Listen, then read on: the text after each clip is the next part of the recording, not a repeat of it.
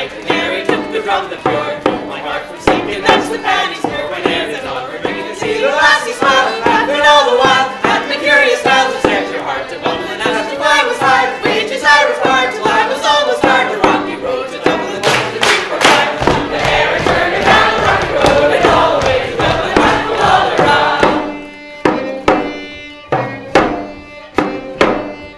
In Dublin next arrived, thought it's such a pity to be so soon deprived of view of that fine city. Then I took a stroll, all among the quality bundle it was stolen in that evil crowd. Something crossed my mind, then I looked behind me. What was that I find upon me? Stick it along the line, I found the road, the standing on a road, was the country folk of the rocky road to Dublin, 1, 2, 3, 4, 5. The hair is turning down the rocky road and all the way to Dublin, what will all around.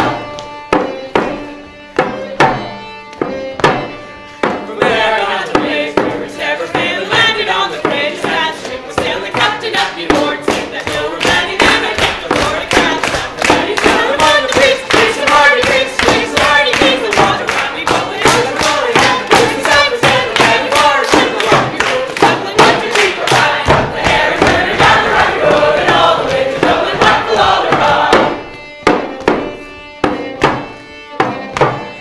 The boys that they were bold, we safely landed, called myself a fool. I could no longer stand it, blood began to boil, for I was losing moral there to sad ladies and the two girls. So the time to stay the island by the coast, going to rise on the king, Dublin, I have the rain, running in the rain, people right away, the rocky road to Dublin, 1, 2, 3, 4, 5. The hair is turning down the rocky road and all the way to Dublin, what will all around.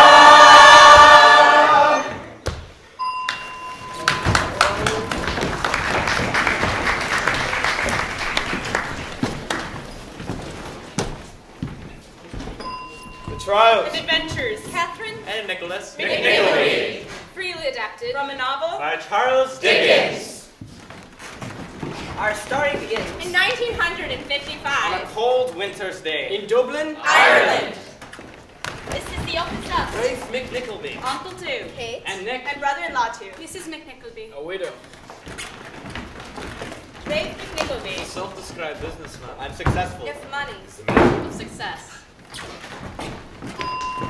Ralph McNickleby receives sad tidings. But bears up. Nobly.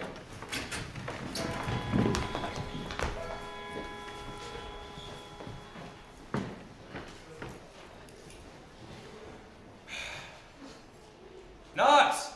The letter about the mortgage has come, has it? Wrong. What has come then? I have. What else? This. Black wax, black border, woman's hand, Connemara, CN in the corner. Black wax? Newman, I shouldn't be surprised if my brother were dead. I don't think you would be. Why not? You never are surprised, that's all. Knox, it is as I expected. He is dead. But It's sudden. children alive? Both alive, That's and the widow too. And all three here in Dublin, confound it. terrible. The breath is no sooner out of his body than he expects me to support his family. Who are they to me? I never saw them. Later that day, a somber trio of McNicklebys arrived at the office of the man they hoped would be their benefactor. A simple family. Wholly unacquainted with what is called the work.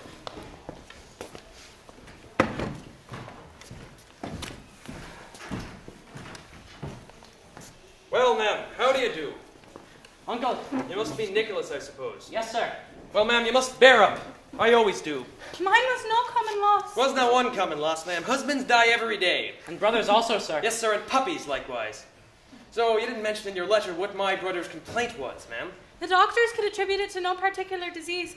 We fear he died of a broken heart. Nonsense! I could understand a broken head or a broken neck. A broken heart. It's the cant of the day that if a man can't pay his debts, he dies of a broken heart, and his widow's a martyr. Some people may have no hearts to break. How old is this boy, ma'am? Nearly And 19. what do you mean to do for your bread, sir? Not to live upon my mother. You'd have little enough to live upon if you did. So, ma'am, I suppose the creditors have administered, and there's nothing left for you. Nothing. And you spent what little money you had coming all the way to Dublin to see what I could do for you. I hoped you might do something for your brother's children. It was his dying wish that I appealed to you on their behalf. How is it that when a man dies without any property of his own, he thinks he has a right to dispose of other people's? What is your daughter fit for, ma'am? Kate has been well educated. Tell your uncle, my dear, how far you went in French. I am willing to do anything that will earn me, us, a home and bread. And have you ever done anything, sir? No. Just as I thought. This is how my brother brought up his children. Nick not long completed such education as his poor father could give him, and he was thinking. Thinking. The old story. Always thinking. Never doing. If my brother had turned his son out into the world, as my father did me when I wasn't as old as that boy by a year and a half, he would have been able to help you, instead of being a burden on you. My brother was an inconsiderate man. Are you willing to work, young man? Of course I am. Let's see here. Got me eye this morning. You may thank your stars for it. Education. Assistant at St. Vincent's School in the delightful village of Doodleboys. Naval assistant lay teacher wanted. Annual salary £5. Interviews conducted by Father Wackford Squeers, starting this day at noon o'clock. Let him get that situation that his fortune is made. But the salary is so small and it is such a long way off, Uncle. Hush, Kate, my dear, your uncle knows best. He doesn't like that situation, let him get one for himself. Without friends, money, recommendation, or knowledge of business of any kind, let him find honest employment here in Dublin that'll keep him in shoe leather, and I'll give him £1,000. At least I would if I had it. But must we be separated so soon? Don't plague your uncle with questions when he's thinking only for our own good, my love. If I am fortunate enough to be appointed to this post, sir, what will become of those I leave behind? In that situation, and none otherwise, your mother and sister will be provided for by me, and will be placed in some sphere of life in which they will be able to be independent. Then I am ready to do anything you wish me. Let us try our fortune with Father Squeers at once. He can but refuse. He will be glad to have you on my recommendation. Be of use to him, and you'll rise to be a partner in the establishment. Suppose some young nobleman who was being educated at the hall were to take a fancy to me and have his father appoint me his traveling tutor when he left. Indeed. And who knows, and when we come back from the continent, perhaps when he came to see me, he might fall in love with Kate and marry her. Who knows, eh, Uncle? Who can know? And all these sad times will be forgotten. Let's be on our way. Ready.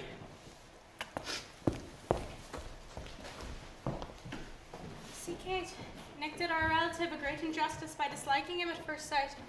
Surely he is a much more kind person than he seems. That would not be difficult, Mother dear.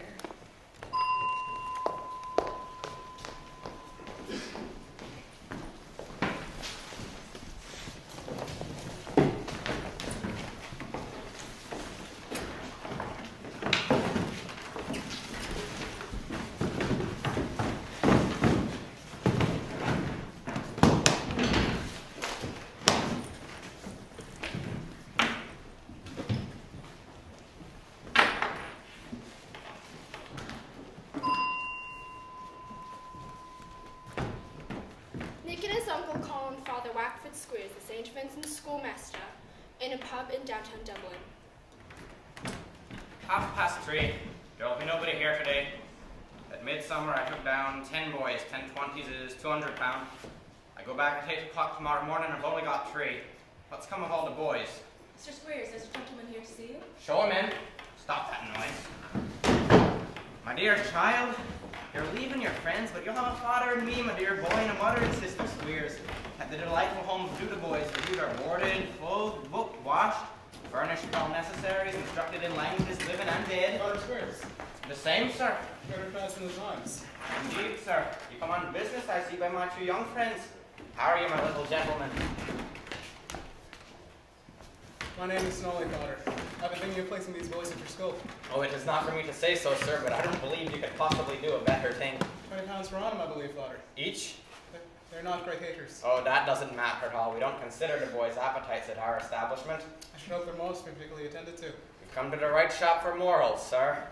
We have a few words in private. By all means. My dear, will you go sit with your new playfellows a minute? That is one of my boys, sir, sitting with his luggage. Each boy is required to bring 2 suits of clothes, 6 shirts, 4 pair of trousers, 3 nightcaps, 2 handkerchiefs, and a razor. A razor? What for? To shave with. To what age do you keep these boys at your school? Oh, just as long as their friends make the quarterly payments. Pray, let us understand each other. Are these boys legitimate? No. Bastards, both. I thought they might be. We have a good many of them at our school. That boy's one. The truth is, I'm not their father. Their mother is your... Wife. Their mother is lawfully married to me. Go on. It's expensive keeping boys at home, Father. My wife, she's a bit of money of her own. More each she might squander from them, which would be to her ruin. I see. So I'm anxious to send some school a great distance off. There are none of those holidays and of those ill-judged homecomings that ruin a child's mind so. The payment's regular and no questions asked. Not much writing home allowed? None except a circular at Christmas to say they never were so happy and hope they may never be sent for. Nothing could be better. This is doing business and that's what I like.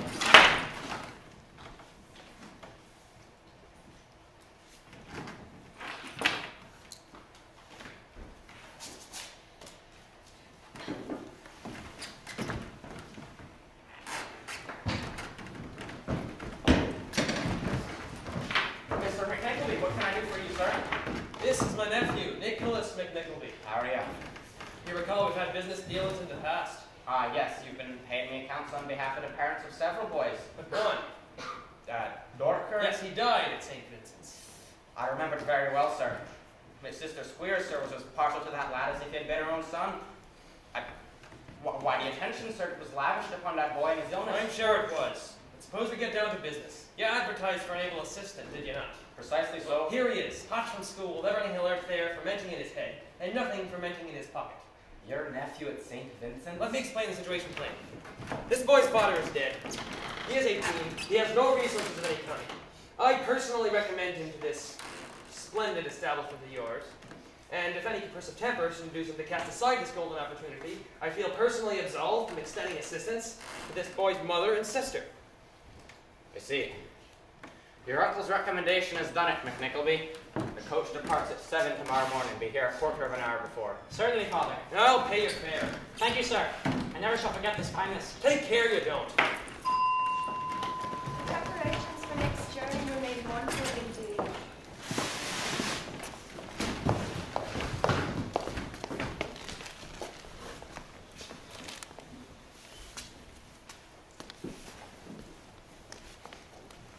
It was only 6 o'clock in the morning when Nick left his mother and sister.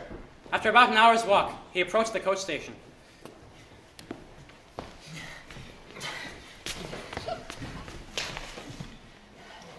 Take this. What? Who? Read it. Why? Hush, no one knows, that's all. Stop! No.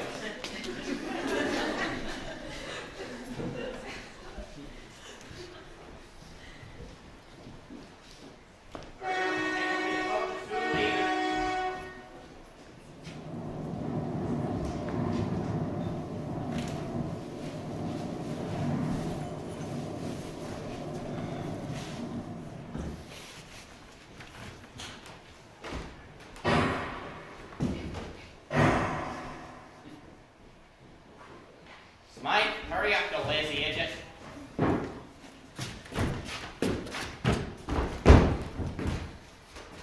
What took you so long? Please, sir, I fell asleep in the fire. Fire? Sister said I might go in there for warm. You'd have been a deuce deal more wakeful in the cold. Go with him.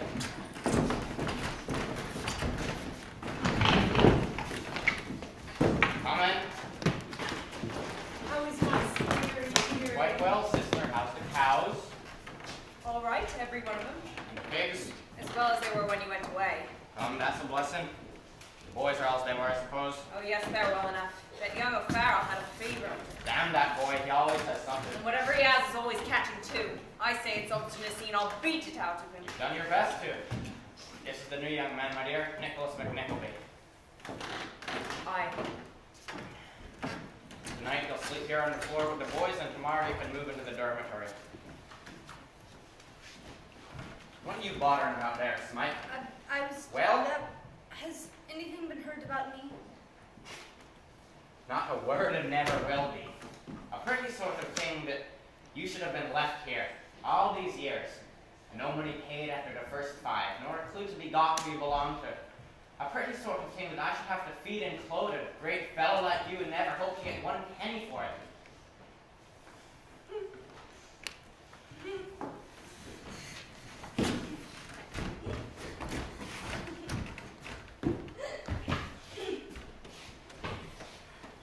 I'll tell you, brother, I think that boy is turning silly. I hope not. A handy fellow and work as meat and drink. Come, sister, let's have one more brownie and carry him once you get to bed. Sister dear, you better go dispose of the boy's luggage. These will fetch a few guineas at least. Smike! Take this lot from her room. Time for bed.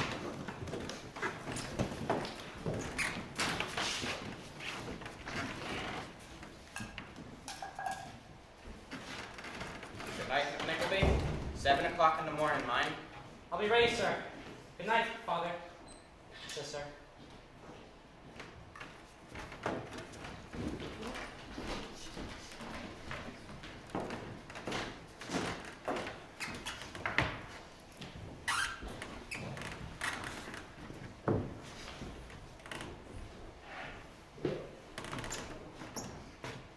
My dear young man, I know the world.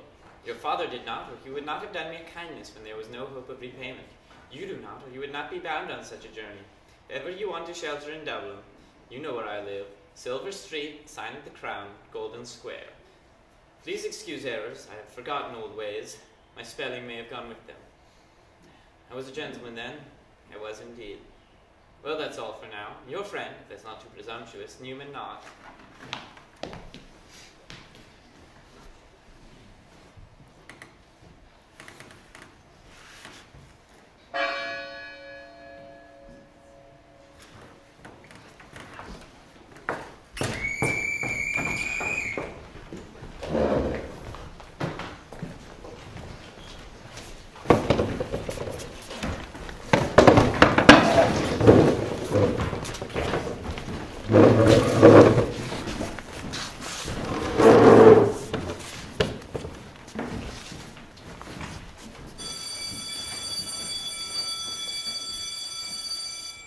Nick's first lesson. There, McNickleby, this is our shop. It was a bare and dirty schoolroom. A few windows largely obscured by old copybooks and paper. Some rickety old desks. Stained walls. But the pupils, the young noblemen. Pale and bony. Children with the countenance of old men. Deformities in their limbs. Like boys of such a growth. Hair lips. Crooked feet. A deathly ugliness through distortion. A told of a natural origin conceived by parents of their own children. They were young creatures that consumed their frail parents from the setting. It's brimstone morning. See, McNickleby, we purify the boys' bloods now and then. Purify fiddlesticks. They have the brimstone and treacle because it spoils their appetites and comes cheaper than breakfast and dinner. A most invaluable and devout woman, that, McNickleby. Indeed, Father. She does things for them boys that I don't believe their own mothers would do for them. I should think not, sir. Smike! Take this away. No, sir. All right, boys, take your seats for class.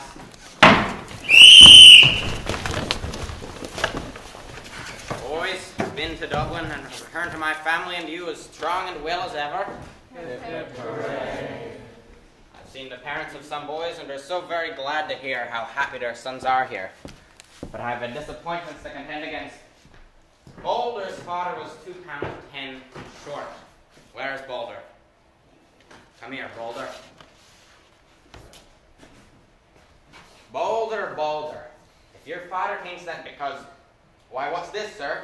What do you call this, sir? Works, father. I can't help it indeed. Father's not my fault. Boulder, you're an incorrigible young scoundrel, and as the last thrashing did you no good, we must see what another will do. I'll see you after class. What did you say?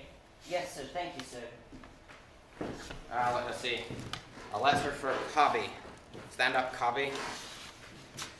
Oh, Cobby's grandmother is dead, and his uncle has took to drinking, which is all the news his sister sends except 18 pence. A contribution. Sister, will you take the money? Sit, Cobby. Stand up, Greymarsh. A letter from your maternal aunt. I'm more like maternal mother. She's very glad to hear how well and happy he is here and sends her respectful compliments to Father and Sister Squeers and hopes that Greymarsh will study in everything to please Father and Sister Squeers and look upon them as his only friends. Ah, a delightful letter. Mobbs' stepmother is sorry to find that he is discontented, which is sinful and horrid, and hopes Father Squeers will flog him into a happier state of mind, which he will. After class, Mobbs. Yes, sir. Thank you, sir. Boys, this is your new teacher, Mr. McNickleby. McNickleby will go upon the practical mode of teaching, my own system. Where's the first boy? He's cleaning. Speak without leaving, I'll have the skin off your back. Put up your hand. Yes, you dirty. Please, Father, he's cleaning out the back parlor window. Oh, he is. C-L-E-A-N, clean, verb active, to make bright, to scour. W-I-N, win, D-E-R, der, winder, a casement. When the boy learns this out of the book, he goes and does it. Where's the second boy? Please, Father, he's weed in the garden. B-O-T, bot, T-I-N, tin, N-E-Y, knee, botany, noun substantive and knowledge of plants. Well, McNickleby, what do you think of our system? It's a very useful one at any rate. Third boy, what's a horse?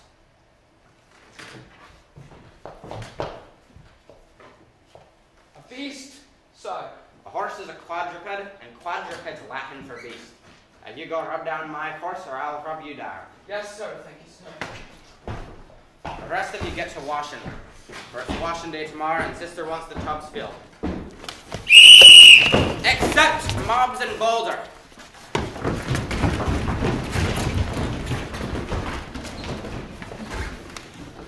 Well, McNickleby, this is the way we do it.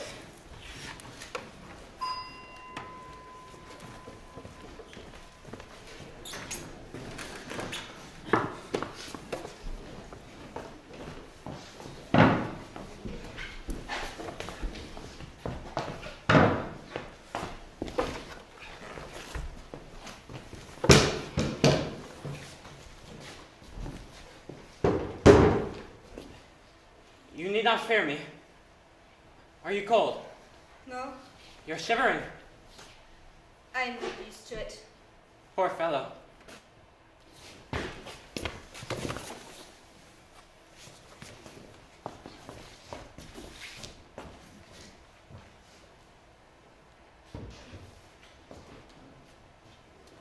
Oh dear. Oh dear. My heart will break. Hush. Do you remember Dorker, the boy who died? I was not here, you know, but what of him? I was with him that night, and when he cried no more, he began to see faces around the bed that came from home. He said they smiled and talked to him. He was lifting up his face to kiss them when at last he died.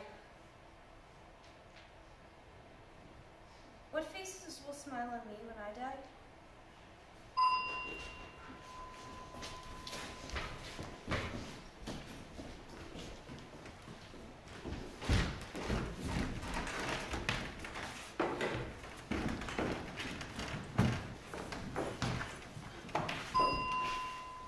Miss Squeers returns home. Fanny Squeers, Lucy's father, and sister Squeers also lived at St. Vincent.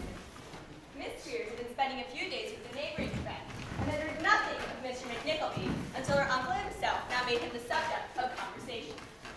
Well, my dear, what do you think of him? Think of who? The new man, McNickleby. Who else could I name? Oh, McNickleby. I hate him, What do you hate him for, sister? because he's a turned-up-nosed peacock. He is cheap, my dear. That's costly if you don't want him, isn't it? But we do want him. Who is this McNickleby, Uncle? McNickleby. Your uncle's always calling things by the wrong I names. see them with right enough eyes. Never mind, Auntie. Who is he? Your uncle has got it in his head that he's the son of a gentleman that died the other day. The son of a gentleman? I don't believe a word of it. In my opinion, he's a fondling. Your aunt meant to say foundling, and he's nothing of the kind. His mother was married to his father years before he was born, and she is still alive now. And we make a very good friend in raising McNickleby by having his nephew here. He's a stuck-up monkey. Well, my dear, if he has a touch of pride about him, I don't believe there's a woman in all Ireland that can beat it out of him quick as you can.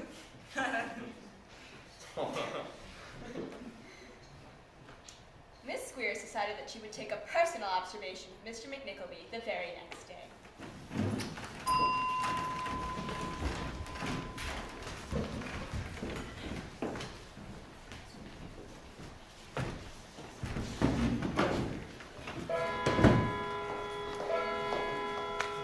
Mr. Alf McNickleby provided for his niece and sister-in-law. Ladies, found a situation for your daughter, ma'am. Well, now I say that is only just what I have expected of you. Depend upon it, I said to Kate only yesterday morning at breakfast, that after your uncle has provided in that most ready manner for Nicholas, he will not leave us until he has done at least the same for you. Those were my very words. Let me proceed, ma'am, pray. Kate, my love, let your uncle proceed. I am most anxious that he should, Mama. Well, if you're anxious that he should, you'd better allow your uncle to say what he has to say without any interruption. Take into consideration the important nature of his occupations in the city. Much obliged, ma'am. An absence of business habits in this family leads to a great waste of words before any actual business. I fear it's so indeed your poor brother. My brother had no idea what business was. The situation I took an interest in procuring, ma'am, is with a milliner. Kate, remind me to put that in the next letter to Nicholas. A milliner, in short. A milliner? I need not remind you that milliners in Dublin make large fortunes, you see, and...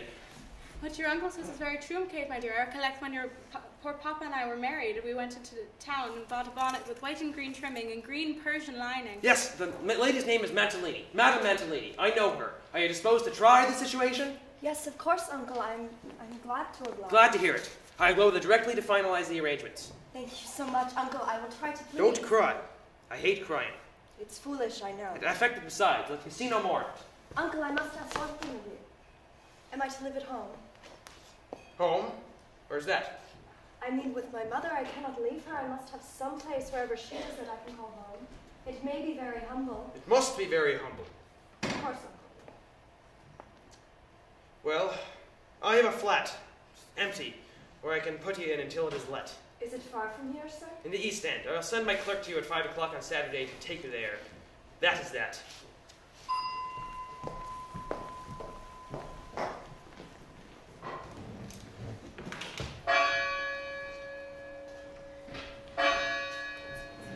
Saturday afternoon, Women Knox, punctual to his time, looked up at the doorway. Breathed a whiff of cordial gin through the keyhole, exactly as such if the church struck 5. Newman waited for the last stroke, and then knocked. From Mr. Rafe McNickleby? We are ready and we haven't much to carry, but I'm afraid we must have a taxi. Yes, I'll get one. I thought of that as I came along, but didn't get one thinking you might be ready. I think of a great many things. No one can prevent that. Oh, yes, Mr. Knox, our thoughts are free, of course. Yes. Well, not if some people had their way. It's very true, Mr. Knox. Some people are such... How's your master? Well, in senses, best. I'm sure we're very much obliged to him. I'll tell him so.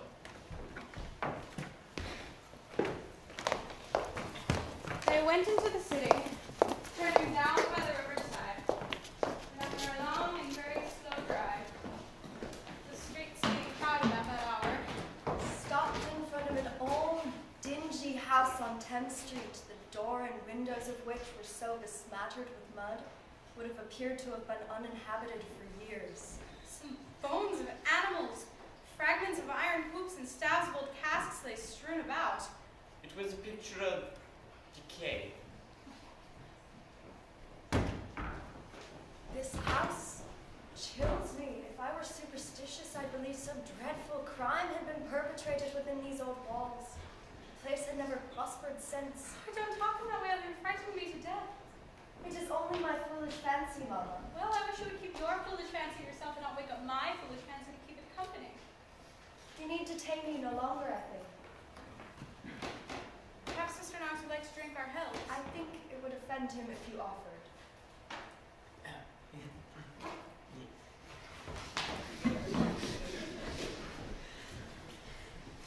It is humble.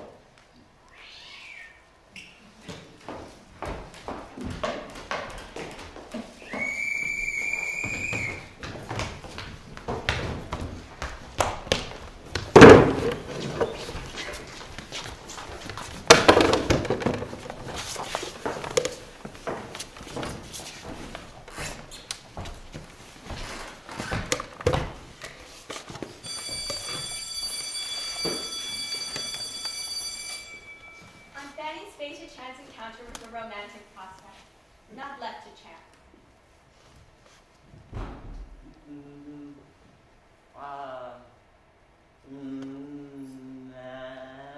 My.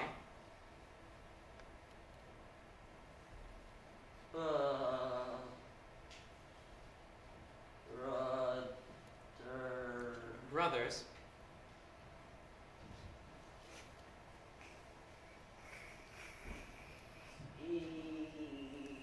keeper. Am I my brother's keeper? Thank you, Boulder, you are coming along. I beg your pardon. I thought Father Squeers was here. Awfully awful of me. Father Squeers is out. Do you know will he be long, sir? He said about an hour. Oh, okay. Really, so awfully embarrassing. I'm awfully sorry for intruding, I am sure. Forgive my faux pas. You see, I need a nib. Perhaps I can help you with that. Would you prefer a hard or a soft nib? Soft as possible, if you please.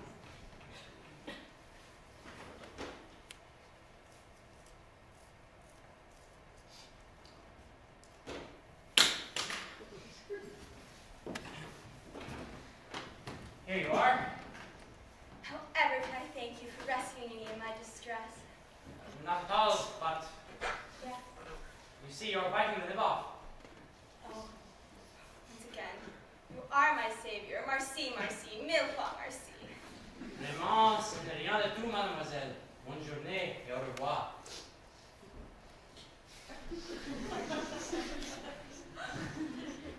Oui? He is a gentleman. And with that, Fanny was in love with Nick McNickleby.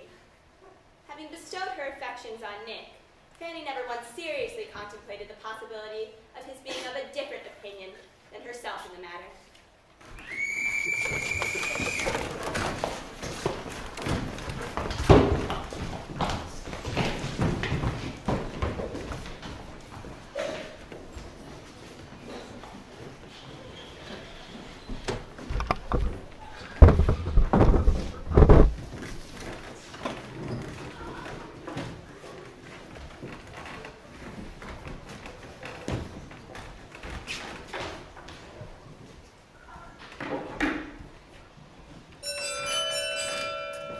Miss McNickleby assumes her new position at Madame Mantalini's Millinery Emporium. You will be odiously, damnably, outrageously jealous, my soul. You will be miserable, horrid miserable, damnably miserable. I am miserable. Then you're an ungrateful, unworthy, unthankful little fairy. I am not.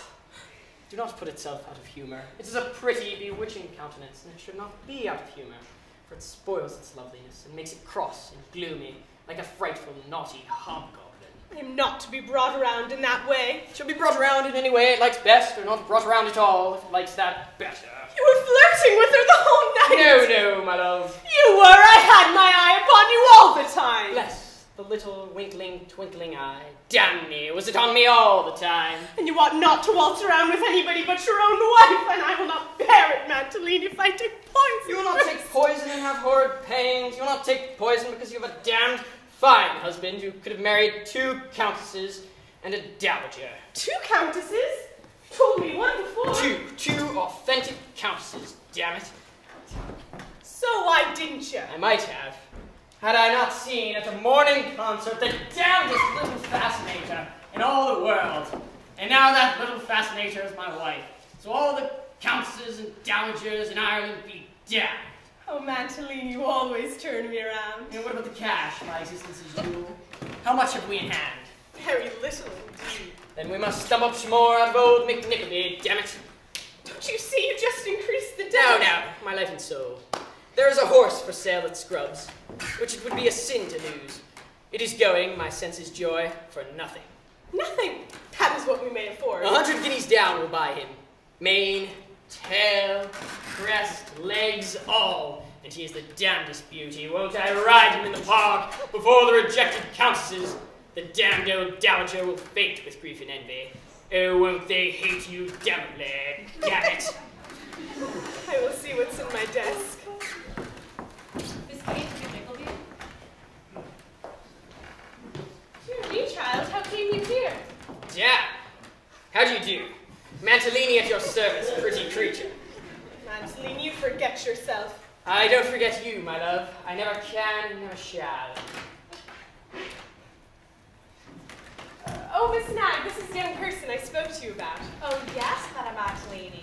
For the present time, it would be best for Miss McNickleby to accompany you into the showroom and try things on for people. Her appearance will Suit very well with mine. Yes, Madame Mantalini. You have so much taste in all these matters, as I do often tell the young ladies. I have no idea how, when, or where you may have acquired such tastes. Yes, now you, Miss McNickleby, make Quite a pair. Yes, Madame Angelini. Only, I'm a bit taller than Miss McNickleby, and my foot may be slightly smaller.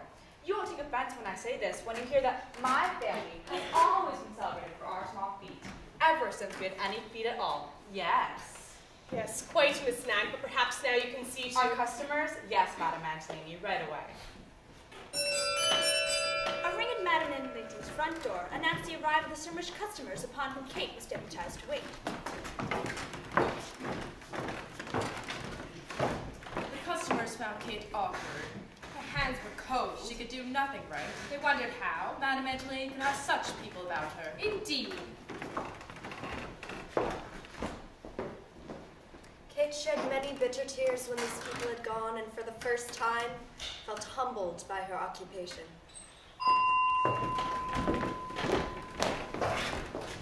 Indeed, well, yes, Madame Angelini, it is very extraordinary credit to your discrimination that you may have found such an unassuming young woman to help in the fittings. Aside from putting two very distinguished clients out of humor, Miss McNickleby has done nothing very remarkable that I'm aware of. Oh dear, well, you must allow a great deal for inexperience, Madame Angelini. And youth. Yes. I find Miss McNickleby to be the most awkward girl I've ever met in my life. Yes, Madame Angelini, poor dear thing, it's not her fault. And I must say, if she were twice as awkward and twice as indifferent looking, I should be only the more her friend. In fact, Miss Nag had conceived a new affection for Kate McNickleby, only after witnessing her failure that morning, and a short conversation with her superior increased her favor to an impressive extent. I take quite a lively interest in the girl, a sister's interest indeed, yes. It should rather have been the interest of a maid and aunt or grandmother, given the difference in their respective ages, yes.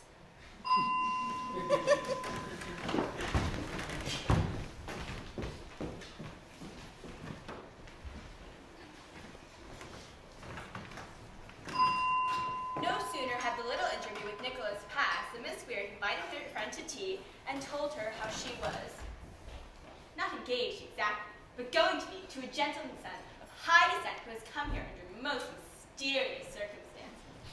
Isn't it an extraordinary thing? Most extraordinary, but what has he said to you? Don't ask me what he said, my dear. If only you had seen his looks. Did he look in this way? Very like that, only more genteel. Then it means something, depend on it. That's just how John looked at me. How look this dear Mr. McNickleby. So you shall tell them. My aunt has gone to fetch some boys, and I invited him to tea. My uncle has directed him to come. Where's John? Only got home to have a wash. He'll be here by the time the tea's drawn. I do so palpitate.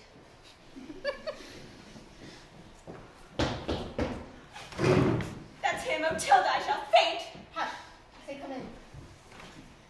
Come in. Good evening. I understood from Father Squares that... Oh yes, Uncle does a tea with us, but you won't mind that, I dare say. Don't mind me. You can just go on as if you two are alone. Tilda, I'm ashamed of you. Come in, John. Mr. McNickleby, Mr. John Rowdy. Servant, sir. Yours to command, sir.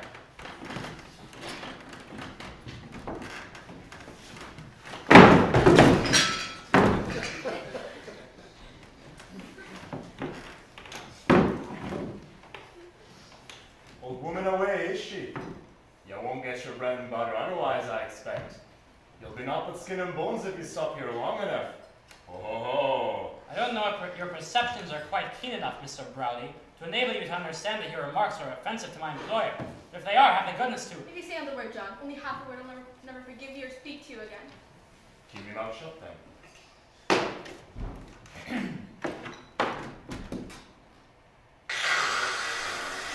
Oh! What's the matter, Fanny? Nothing, Tilda. Say something kind to her and twist her around.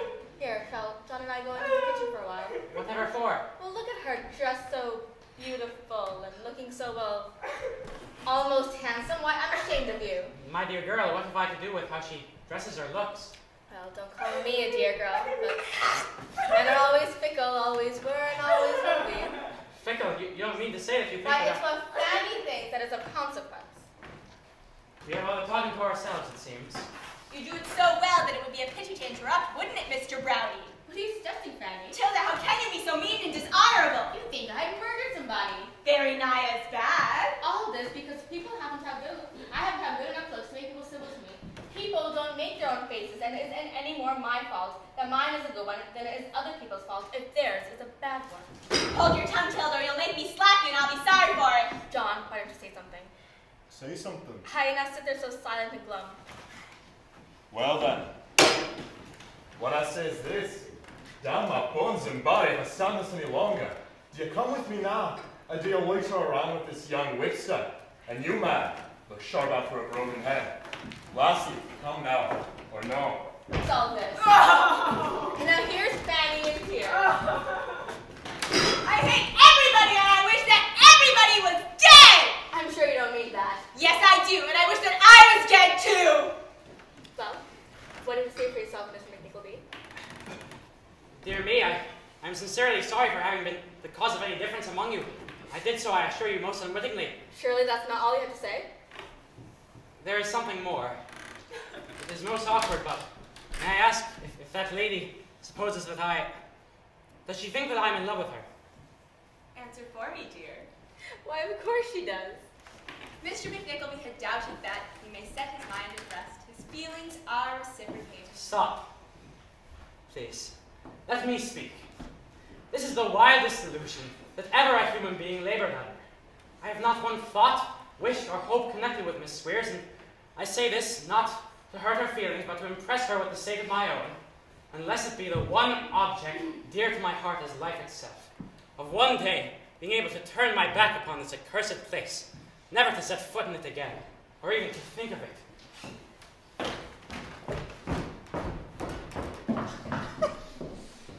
Refused?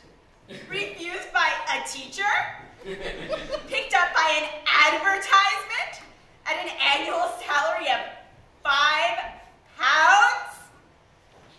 Oh. And here's the presence of a miller's daughter, only 18 and already engaged to a man who went down on his knees to propose.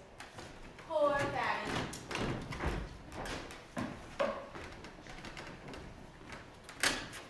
Now Fanny Squeers hated and detested Nick McNickleby with all the narrowness of mind worthy of a descendant of the House of Squeers. She no less inherited the Squeers' appetite for punishment and resolved to cause as much misery as possible upon the man who had spurned her. Publicly!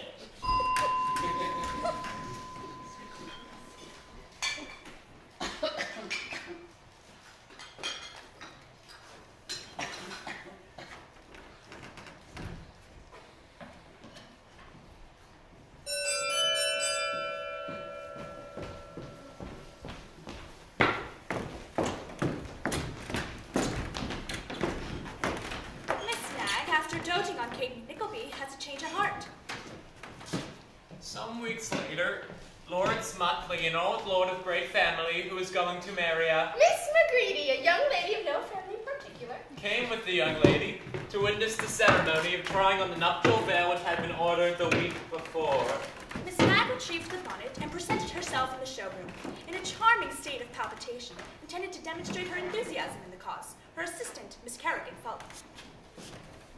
The most elegant appearance. Yes, the most elegant appearance I've seen in all my life. Now the old lord, who was very old, said nothing, but mumbled and chuckled in a state of great delight at having such a fine woman for his wife. Oh.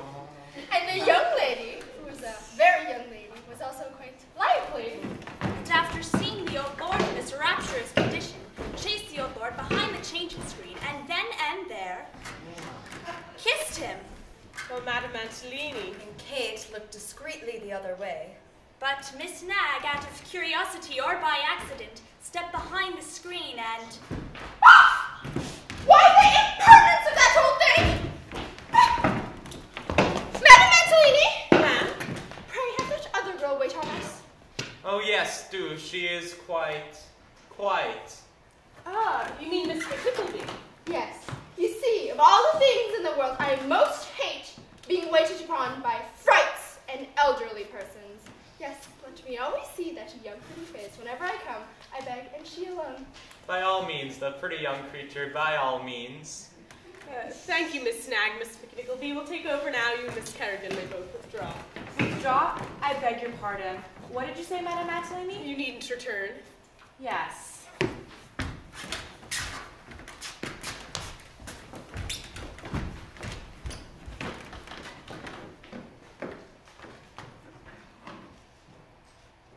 Why, how you blush, child? I'm afraid you've been giving her some of your wicked looks, my lord. Oh, no. I'm going to be married and lead a new life. It was good to hear that the old man was to lead a new life. It was evident that this old one would not last so much longer. The mere effort of protracted chuckling left him in a fearful ebb of... Yes, my lord? You naughty man! You will see that these little alterations are made, Madame Angelini. And as for you, you follow me. I will not leave you behind with this pretty young creature for a minute, and lead you well.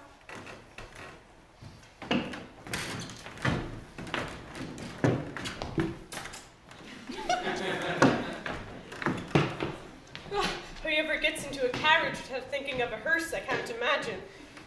Tell Miss Snag about the alterations.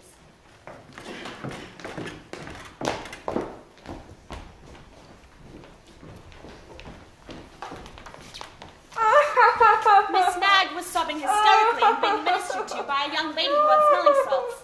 Now, dear, Miss Snag, calm yourself. Bless me, whatever is the matter? Matter? Fie upon you, you nasty creature! Gracious, have I offended you? You offended me. You, a chit, a child, an upstart nobody. Oh yes, here she is, the beauty, the bold-faced thing. For 15 years, I have been the crown and ornament of the showroom. Never in all that time have I been exposed to the vile arts of a thing that makes proper people blush.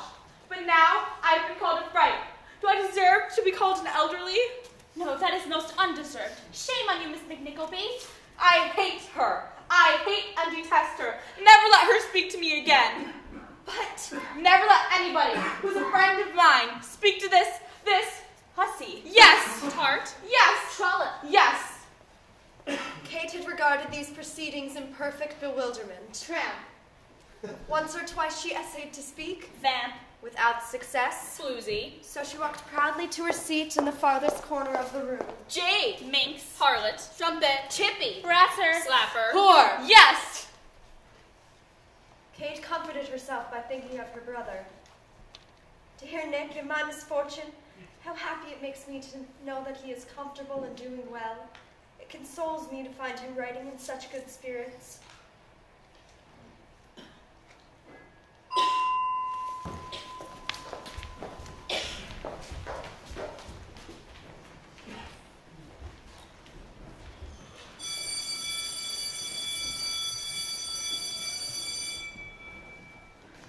A woman scorned.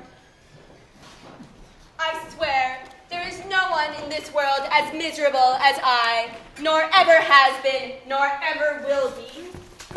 It was no sooner observed that Smike had become attached to Nick, and there were vicious blows and stripes, morning, noon, and night. Upon this poor being was bestowed all the savagery that could not be vented on the nephew of Rafe McNickleby. I can't bear to see it. They're more harsh with me than ever. I know. But for you, they would kill me. You shall do better, poor fellow, when I am gone. Gone? Are you going? I shall be driven to it in the end. Is the world as bad and dismal a place as this? Its hardest toil or happiness to this. Should I ever find you there in the world? Yes, I should be sure to find you. you would. And I would help you and not bring you fresh sorrow as I have done here.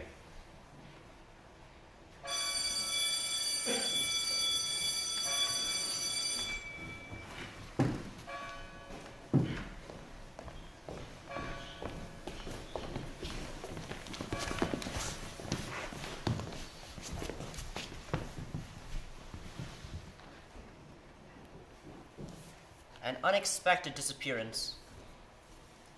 The cold dawn of a January morning in the St. Vincent's dormitory. Nick, waking, looked among the prostrate forms which surrounded him. They lay closely packed together for warmth. A few slept peacefully with smiles on their faces, dreaming of anywhere else. But again and again, a deep and heavy sigh broke the stillness of the room, announcing that some new sleeper had awakened from the friendly darkness. To the misery of another day. Are you going to sleep all day, you lazy hound? We shall be there directly, sir. Where's Smike? Smike, you want your head broken in the first place? McNickleby sent me that obstinate scoundrel. He is not here, Father. Oh, I'll find him. Where have you hid him? I've seen nothing of him since last night. Where is he? I think he's run away, sir. Who said that? Tompkins, sir. You think he's run away, do you, boy? Yes, sir. And what reason would you have to suppose that any boy would want to run away from this establishment? Eh, boy?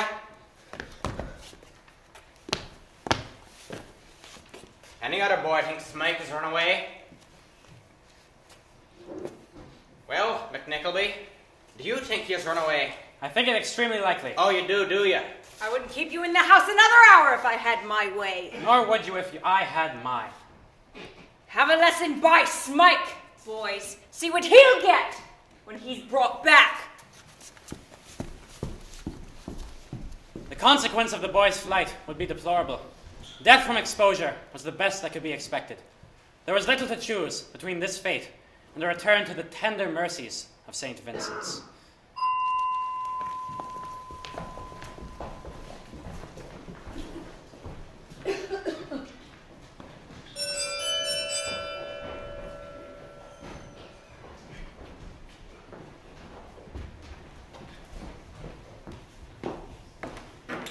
Madame Angelini finds herself in a situation of some difficulty, and Miss McNickleby finds herself in no situation at all.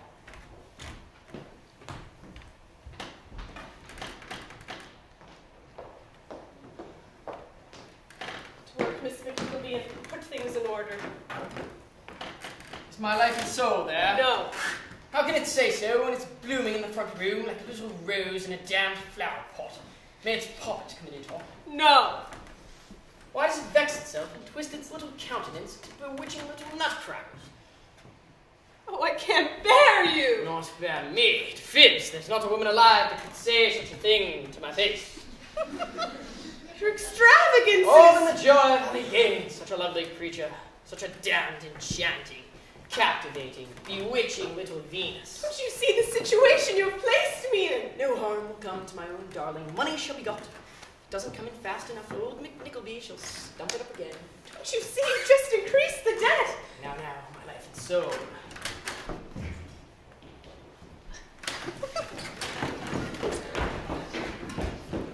Don't alarm yourself, miss. I say, this here's the millinery concern, ain't it? Yes? What did you want? This is a unpleasant business. Where's your governor, Mr. Montohini? Is he home? I'll go fetch him, Mr. Scaly. And Mr. Dix.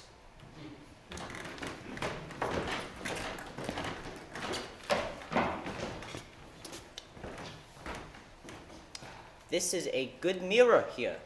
And this here article weren't made for nothing.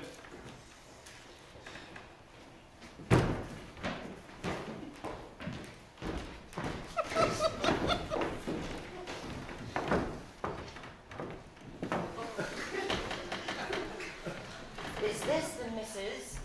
Yes, Madame Angelini.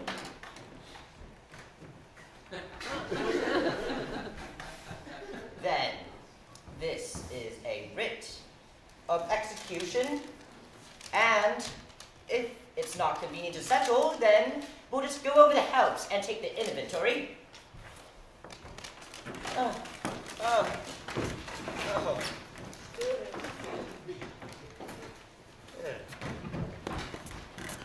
What's the damn total? £1,527 4 9pence halfpenny. The halfpenny be damned! By all means, and damn 9pence also. My cup of happiness is sweetener. Will you listen to me? Don't speak, you've ruined me! Miss McNickleby, make haste. He will destroy himself. I've spoken kindly to him, and he cannot bear it for me. Oh, Alfred, my darling, Alfred! Interrupted! Alfred, I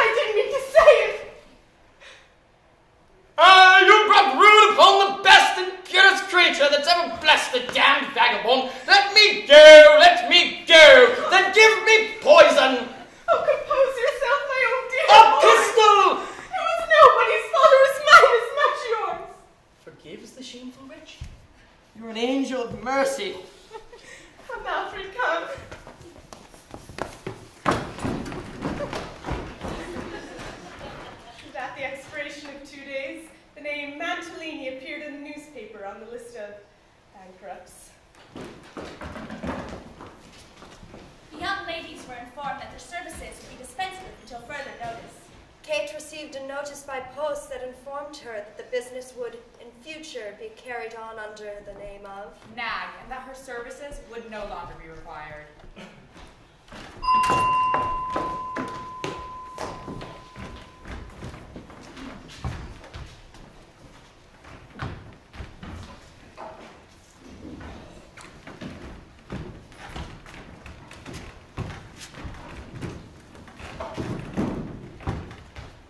A most remarkable proceeding. Which leads to consequences of some importance.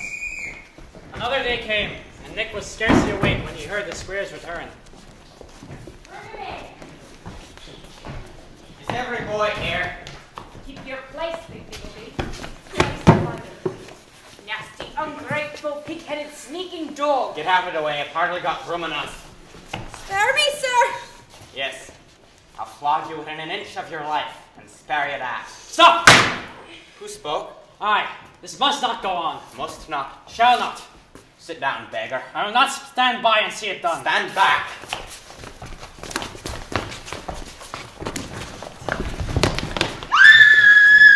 Don't blame me for this public interference, Father. You brought it upon yourself. Hip hip! Hooray! Hip hip! Hooray! Nick packed his few things and marched out by the front door.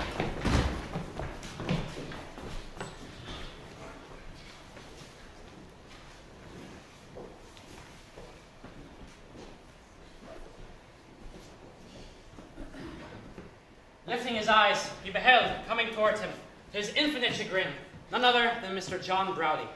Servant, sir. Yours. Well then, we met at last. Yes, we left on no very good terms the last we met.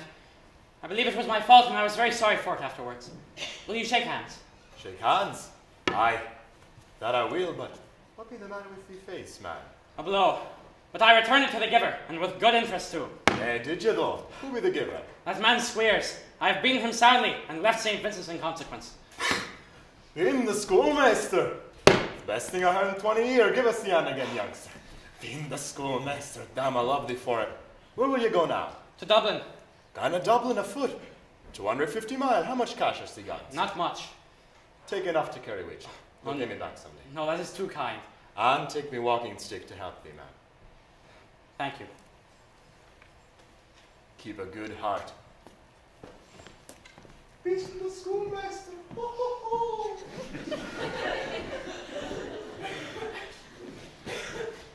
Who's there? Smite. I go with you anywhere, everywhere, to the world's end, to the grave. Please, take me with you. Poor fellow. Your hard fate denies you any friend but one, and he is nearly as poor and helpless as yourself. You are my home. Come, friend. We won't be parted in this world, till one or both quit it for a better one.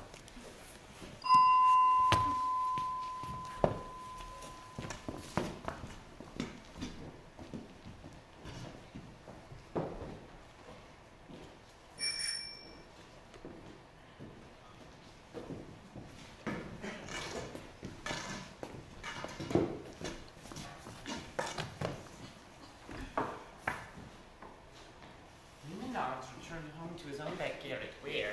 Wet, dirty, and disfigured with every mark of fatigue, sat Nick! And Smite. Nog's first act was to compel Nick to swallow a dram of brandy.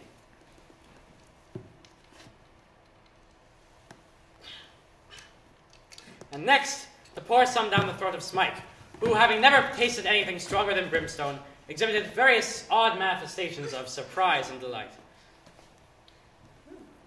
Noggs quickly went about making such arrangements as were in his power for the comfort of the visitors. Fire, Warm clothes, Supper of bread and cheese. more brandy. Mr. Noggs, what has my uncle heard from St. Vincent's? Tomorrow you would sleep better. I should sleep worse. Yesterday, your uncle received this letter. I made a hasty copy of it while he was out to lunch. St. Vincent's School. Dear the boys, Thursday morning. My uncle, Father Wackford Squeers, requests me write you. The doctor's considering it doubtful he will ever recover the use of his legs, which prevents his holding a pen. He is one mask of bruises, both blue and green. Your nephew that you recommended for a teacher here done this to my uncle, and also used language which I will not pollute my pen with describing. Right. He assaulted me aunt, dashed her to the earth, and drove her back home several inches into her head. A very little more and it might have entered the skull and affected the brain. I then was the victim of his fury, since which we believe caused some injury to my insides, especially as no marks of violence are visible externally. The monster, having satiated his thirst for blood, ran away, taking with him a boy of desperate character that he had excited to rebellion. And a garnet ring I inherited when my poor dear ma was loudly called to heaven. We entreat you to prosecute the thief and assassin should he dare to show himself to you. That he should only be transported, but that he should be hung would be much more satisfactory.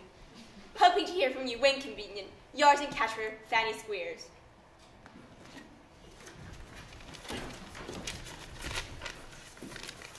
A small part of this is true. I did beat the schoolmaster. The rest is lies. And I shall never regret doing as I have done. If I had stood by, I should have hated myself. My dear young man, damn it, I'm proud to hear of it. Would have done so myself. Mr. Noggs, I must go to my uncle at once. Nobody who knows me would believe this story, but it may suit his purpose to feign credence. Your uncle is out. He won't be back until tomorrow. So for now, rest. Unable to restrain himself, Nick fell asleep. Leaving Noggs and Smike to empty the brandy bottle between them.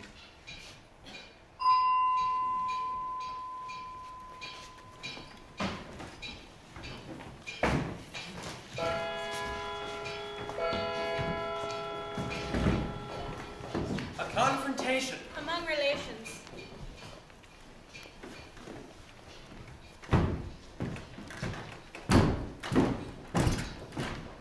Very pretty. I recommend him, and what is the result? I will never believe it. The man is assaulted, your brother is nowhere to be found, and this boy of whom they speak goes with him. It would be my duty, if he came my way, to deliver him to justice for assault, riot, and theft. A lie! What's your dear that makes them come to such a pass as this? Your ears have been poisoned by him. By you, who sent me to a den of sordid cruelty, where every promise of childhood is blighted. Refute these calumnies, dear brother. Of what am I accused? First, of assault on your master. I interfered to save a poor child from the vilest cruelty. You hear? Is this penitence? Dear me, I don't know what to think. Do not speak just now, Mama. I entreat you. Dear Nick, they say a ring is missing. False. An attempt to extort money, I assume. I knew. About this boy? A poor creature made wretched by brutal usage. He is with me now. You hear? Everything proved by his own confession. Will you restore the boy? Not to the man with whom I found him. I would to one who could prove he is a relation. That rascal will not receive 1 penny of my money. I will not receive him, nor even hear his name. I will not help him, nor those who help him. He returned to you with a full knowledge of what he brought upon you by so doing. I can't help it. I know you've been very good to us, but I can't, brother-in-law, renounce my own son. Perhaps you can go to the workhouse of the Magdalene sisters. Say, Mother, Kate, you need not leave this place, sir, for I shall be relieved of my presence in 1 minute, and it will be very long before I darken these doors again. Nick, you will break my heart. And you will be helped if I am away. As I am no help to you. All good angels bless you, Kate. Better days will come when we part no more. I leave them to you. There will be a day of reckoning, and it will be a heavy one for you if they are wrong.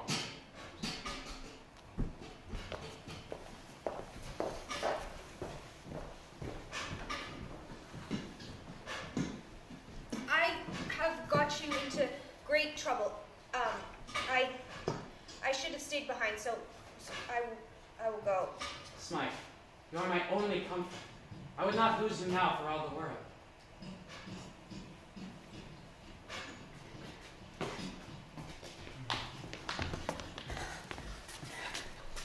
I will write you soon. You won't forget? I have not so many friends that I could forget my best one. Now, Smike, take my hand, and we will journey together to whatever fate awaits.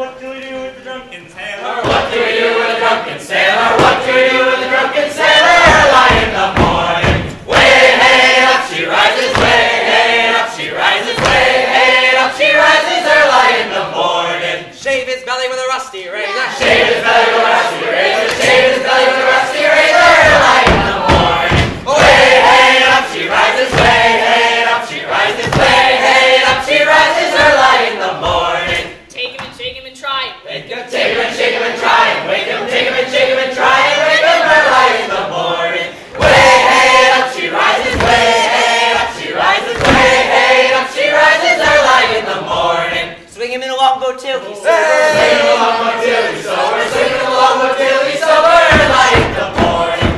Way, hey, up she rises. Way, hey, up she rises. Way, hey, up she rises. Early in the morning. Put him in bed with the captain's daughter. Put him in bed with the captain's daughter. Put him in bed with the captain's daughter. Early in the morning. Way, hey, up she rises. Way, hey, up she rises. Way, hey, up she rises. Early in the morning. That's what you do with a drunken sailor. That's what you do with a drunken sailor. That's what you do with a drunken sailor. Early in the morning. Way, hey, up she rises. Way, hey, up she rises. Way, hey, up she rises. Early in the morning. Early in the morning.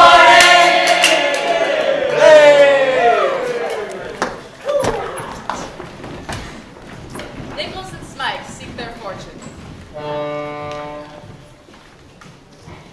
Smike, we're bound for Galway. Why there? Galway is a seaport town, and if no other employment is to be obtained, I should think we might go on board some ship. When there's a will, there's a way. I am willing. God knows you are. Will you let me relieve you of that bundle? No. Let me do this for you at least. Smike, do you remember your mother? No. You remember no kind woman who hung over you once and kissed your lips and called you her child? No. Never. Nor any house?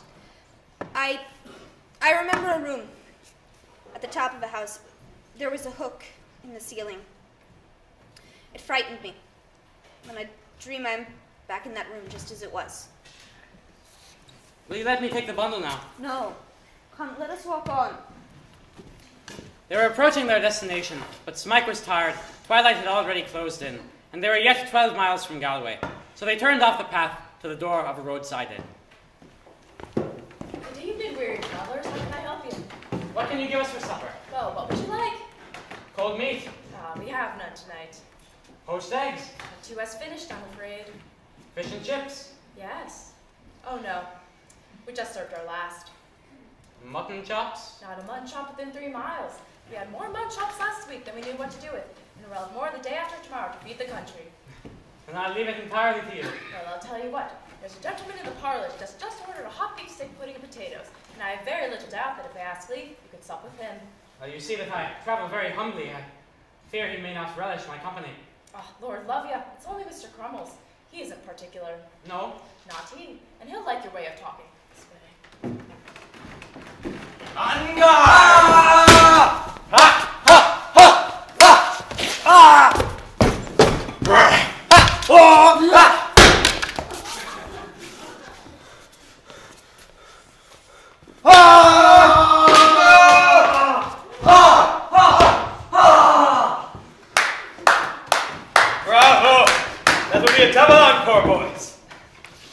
What'd you think of that, my Mr. Vincent Crumbs? Capital, but perhaps if they were a little better matched in size. Ah, but how can you get the sympathies of an audience unless you have a little man fighting against a big one? I see. We open at Galway the day after tomorrow. If you're going that way, you should look into the theatre. Are you headed that way? Yes, I am. Well, what's to be had in Galway rather than anywhere else? I should hope to find a birthing ship. Well, there's not a captain or mate that would think you're worth your salt when you get practiced at it. And there's plentiful as the oysters in the streets. But does no other profession occur to you which a young man of your figure and speech could take up easily? No. Why, then I'll tell you one. The stage. The stage? Aye. The theatrical profession. I am in the theatrical profession. My wife is in the theatrical profession. My children are in the theatrical profession. I had a dog that lived and died in the theatrical profession. But I never acted a part in my life except at school. Oh, but there's tragedy in your eye. There's farce in your laugh. And there's comedy in your laugh. You could be useful to us in 1,000 ways. Think what capital bills a man of your education could write for shop windows why he could write us a play. I'm not quite so confident about that. Oh, well, most theatre companies keep an author on purpose. You could be ours. What should I get for all this? Could I live by Oh, you live like a prince and make £1 a week. You don't say so? I do. And with good houses, double that. Agreed? Why not? Agreed.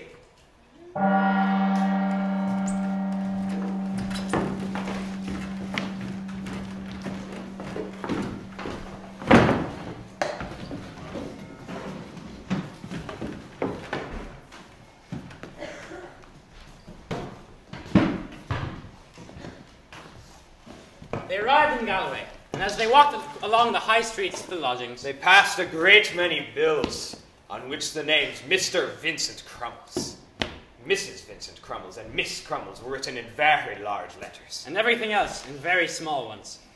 At length they turned into an entry, groped their way down a dark passage, and emerged onto the stage of the Galway Playhouse. The company of Mr. Vincent Crummles. Here we are. Theater? But it was a blaze of light and finery. So it is, Mike, but not by day. Mr. Johnson, Mr. Digby, may I introduce my wife, Mrs. Crummles. I'm delighted to hail you as members of our corps. He'll do, I think, my dear. An acquisition indeed.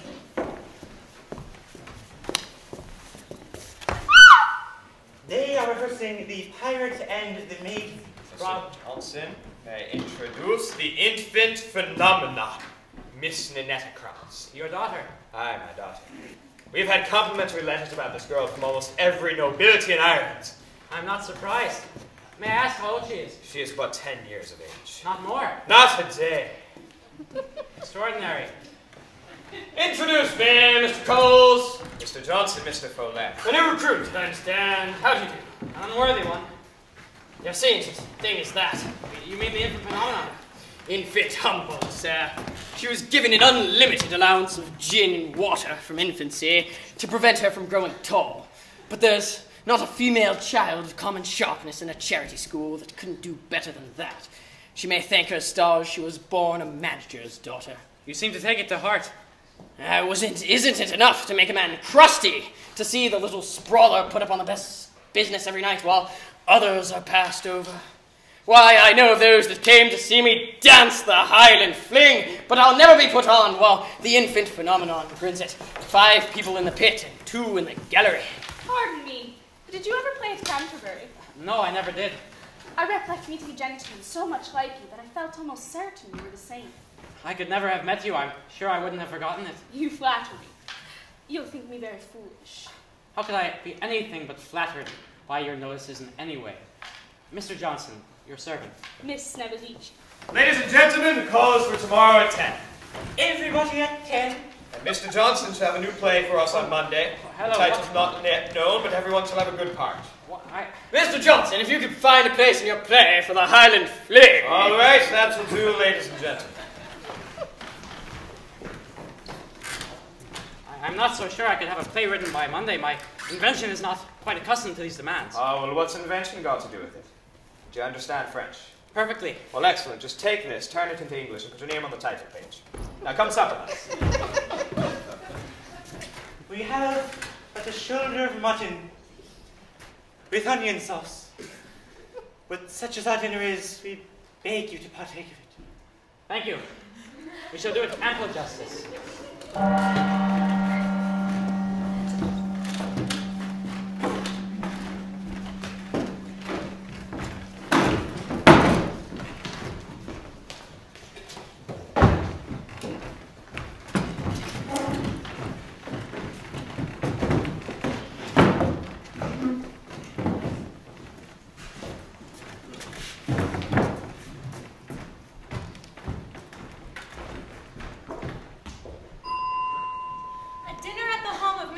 McNickleby. Here I am, Mother. Oh, Kate, you're finally back. Wait till you hear my news. You're to dine with your uncle at his home tomorrow. Am I? Yes, dear. You see, he's having a small party connected to his business, and he asks you to play hostess. You must oblige him, of course. Yes, of course I am very glad to oblige, but I'm afraid he and his friends will find me very awkward and not much used to parties. Oh, and yes, dear, I almost forgot. He's sending for you in a limousine at 6:30. A limousine? You can wear this shawl and your grandmother's earrings. Your uncle has developed a liking for you, and I shall be surprised if some extraordinary good fortune doesn't come to you after this.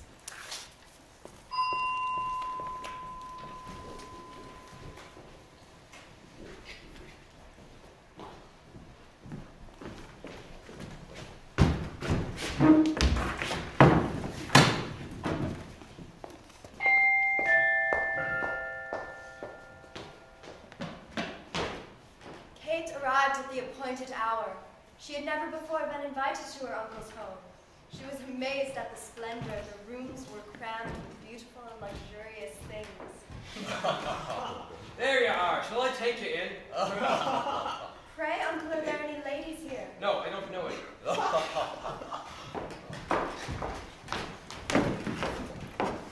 Sir Frederick Verisoft, my niece, Kate McNickleby. If you should have such a niece. Delighted, Miss McNickleby.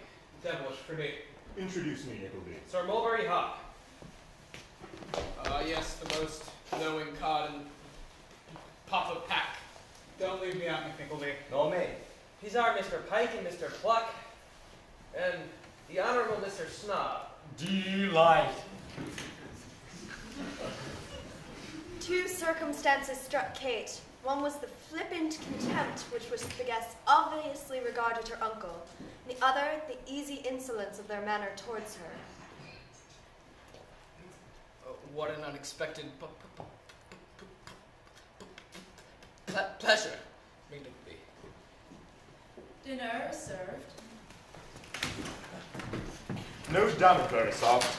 Miss McNickleby and I settled the matter 10 minutes ago. But how? With our eyes. I wish you'd interfere, McNickleby. This fellow Hawk is monopolizing your niece. He has a tolerable share of everything that you lay claim to, my lord. Egad, so he has. Devil take me if I know who's master in my house. Here, I think I shall cut him off with a shilling. When you come down to your last shilling, I'll cut you fast enough. But till then, I won't leave you. All through dinner, Kate sat as silently as she could, scarcely daring to raise her eyes lest they encounter the admiring gaze of Lord Frederick Verisoft, or the bold looks of his friend Sir Mulberry. Finally, the report was brought out. Here is little Kate McNickleby wondering why the deuce somebody doesn't make love to her. No, indeed, I'll bet any man £50 that young Miss McNickleby can look me in my eyes and tell me she wasn't thinking so. Done! Within 5 minutes. Done.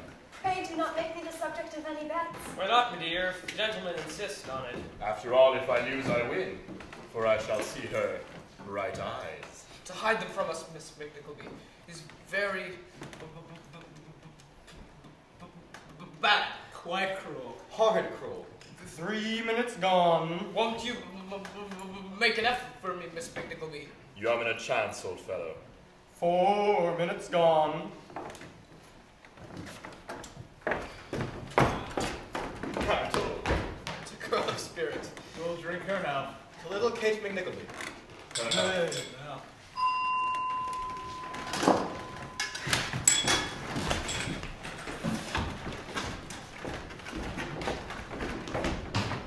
Meanwhile, Kate had fled to the library to recover her composure.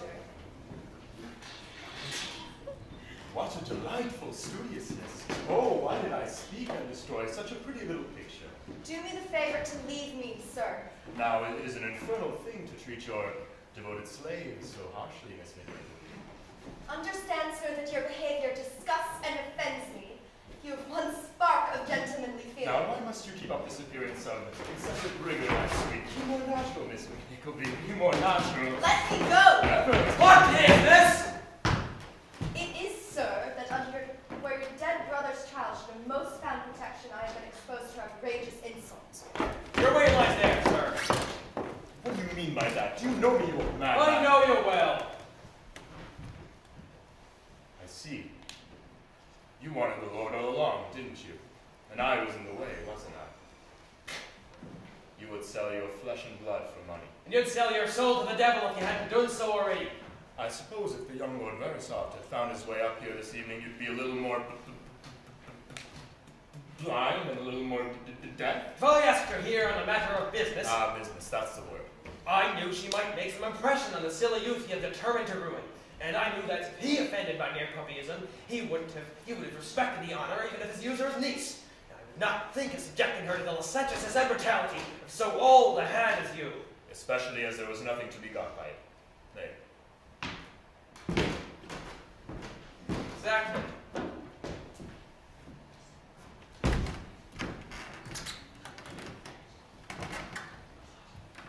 What have I done that you would subject me to this? I did not foresee it would be so. Send me home now. I will if you compose yourself. There, I'll walk you to the limousine.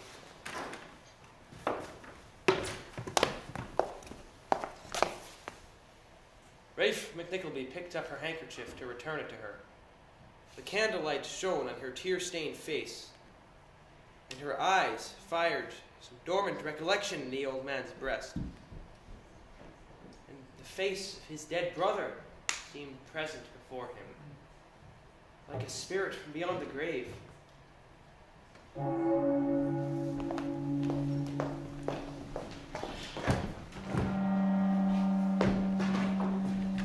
Of the proceedings of Mr. Johnson in the company of Mr. Vincent Crummels. I'm afraid you can't learn it, poor fellow. I think if you were to say it to me in little bits over and over again, I should begin to recollect it. You think so? Now then, who calls so loud? Who calls so loud? So loud. Who calls so loud? Who calls so loud? Who calls so loud? Who calls so loud? Who calls so Who loud? calls so loud? Who calls so Who loud? calls so loud? Who calls so loud? Who calls so loud? Thus they continued, and at midnight Smike found to his unspeakable joy that he began to remember the text. The play, Juliet and Romeo. At best a paraphrase tenuously reminiscent of the Bard's Own. To ensure the pleasure of the audience, Mr. Crummels commissioned Mr. Johnson to create an alternate denouement. Less depressing than the original, eh? Places for opening night.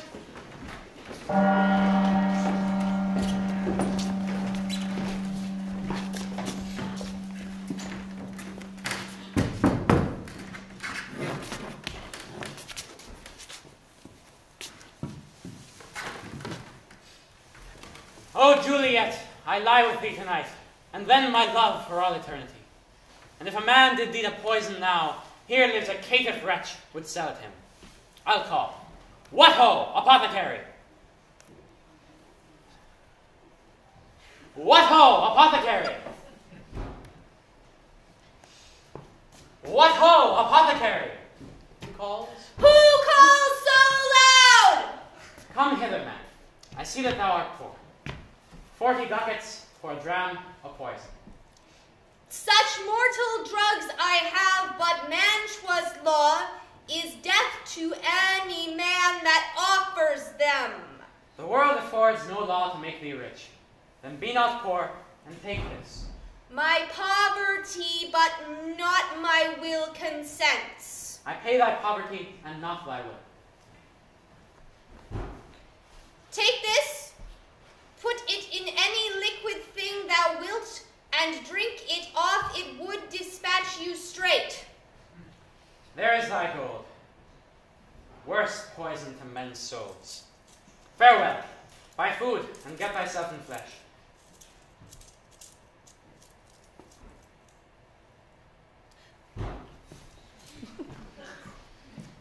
Come, Cordial. Go with me to Juliet's grave.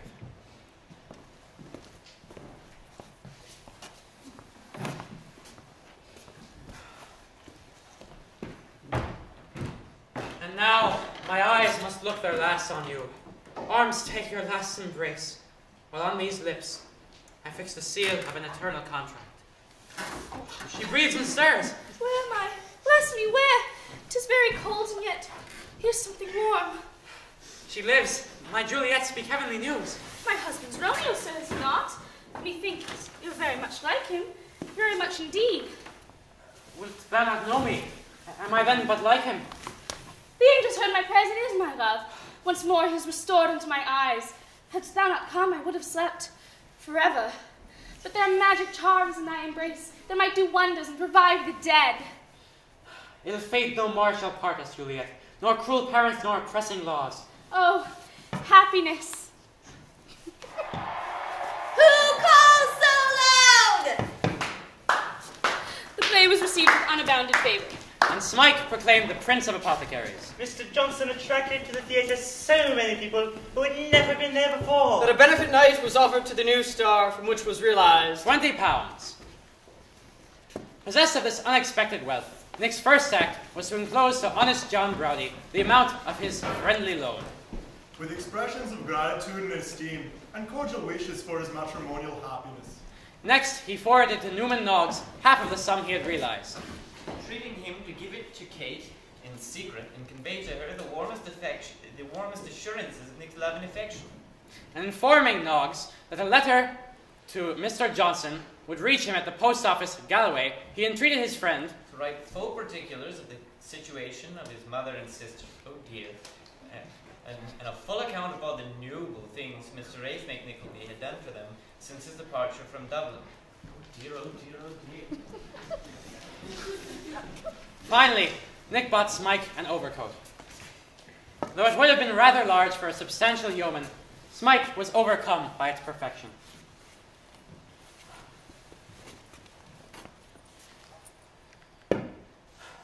You are out of humor. I was thinking of my sister, Smike. Is your sister much like you? So they say, only a great deal handsomer. She must be very beautiful. Should I ever meet your sister? You will. We shall all be together one of these days. How is it that you, who are so good and kind to me, have nobody to be kind to you? I have an enemy. Do you understand what that is? Yes, I understand that. He is my uncle, and he is rich, but he is a villain who has done me wrong. What is his name? Rafe McNickleby. Rafe McNickleby. I'll learn that name by heart. Rafe McNickleby.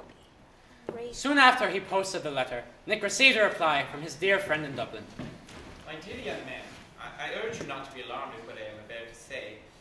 Your mother and sister are in good health, but conditions have arisen which render it absolutely necessary that Kate should have a brother's protection. I urge you to return to Dublin with all deliberate speed.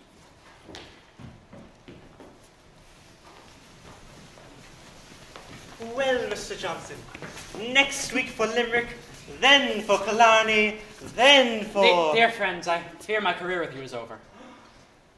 Over. Over? Over. You don't mean to say he's going? Might an increase in salary delay your departure? I'm afraid not. Very well.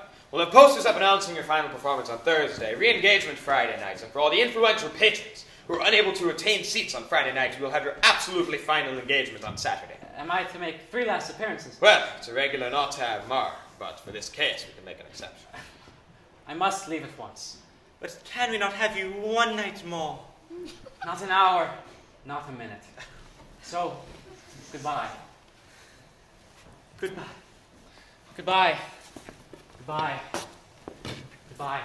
Goodbye. Goodbye. Goodbye. Goodbye. Goodbye. Goodbye. Goodbye. Goodbye. Here, take my hand, and with it, my hearty thanks. Farewell, my noble, lion-hearted boy.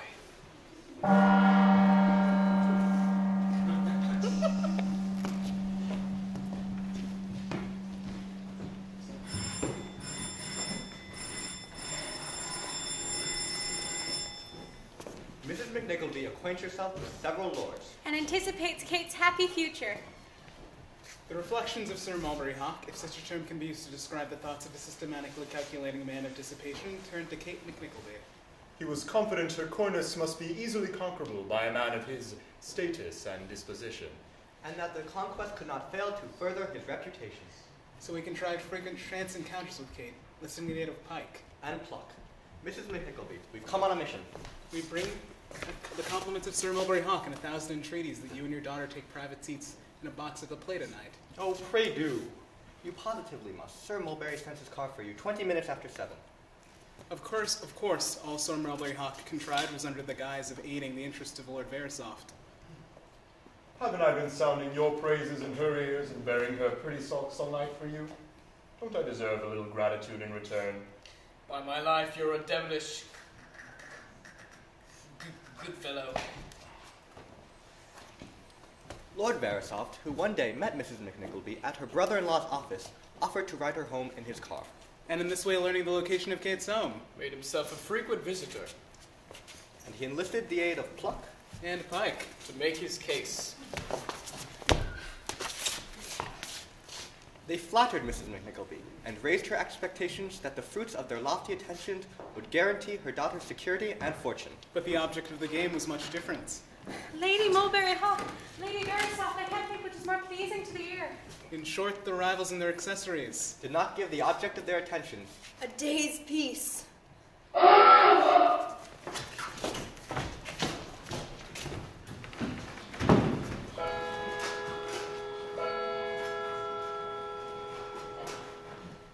It had been a good day for Rafe McNickleby. He walked to and fro, adding up in his head all the sums that had netted from the business done since morning.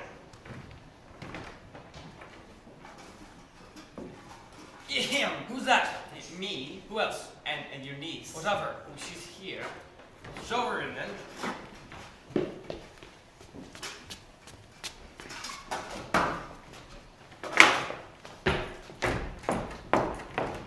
Mama dear, what matter brings you here? The matter which brings me to you, sir, is that I have been insulted, wronged, wounded past all healing, and by your friends. I have no friends, girl.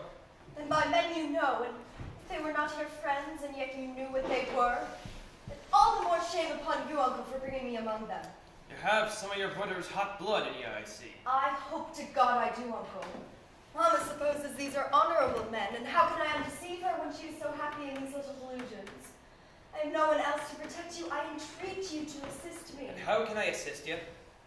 Would not one word from you induce them to desist? I can't say that it would. Besides, we are connected in business, and I can't afford to offend them. Many girls would be proud to have such gallants at their heels. Proud? We all have our trials. If this young lord dogs your steps and whispers his driveling inanities in your ears, what of it? It will not last. Some other novelty will spring up, and you will be released. Meantime... In the meantime, I'm to be the scorn of my sex and the plaything of the other? No, I will hide myself from them, and from you, even if I have to work my fingers to the bone to support my mother. Dear, don't cry. Help comes quickly, poor thing. You.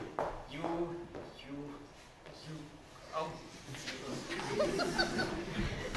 Although his libertine clients had done precisely what he had expected, what he most wished, and what would tend most precisely to his advantage, still, Rafe McNickleby hated them for doing it. But he will keep the boy to me, And if there's money to be made selling a girl, why, matchmaking mothers do it every day.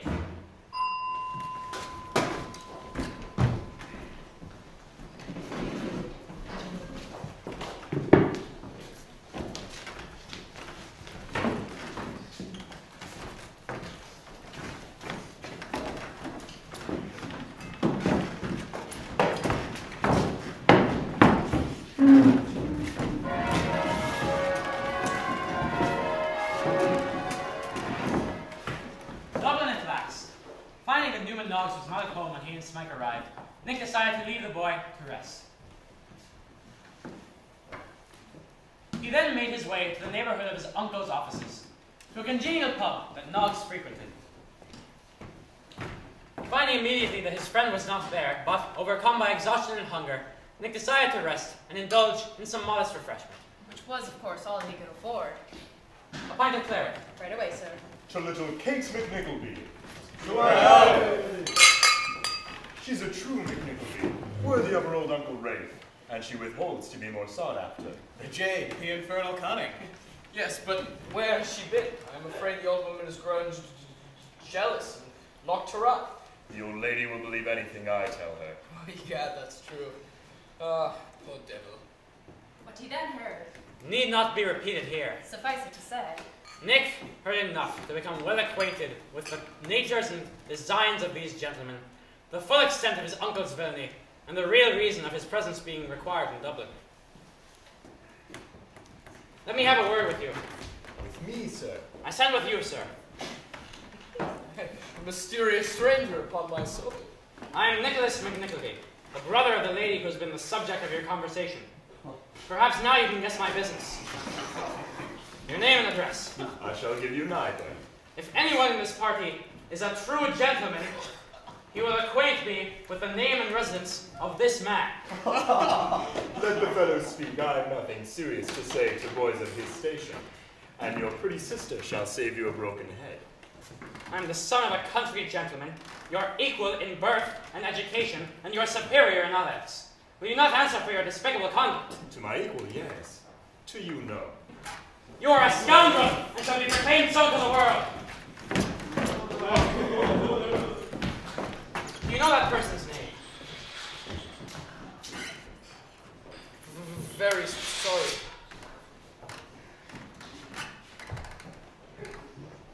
Sir Mulberry Hawk.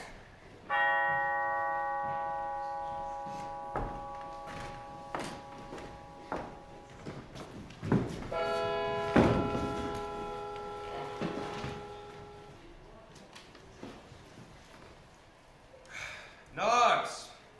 Has the post come in yet? No. Any other letters? One. What's this? Letter. Go.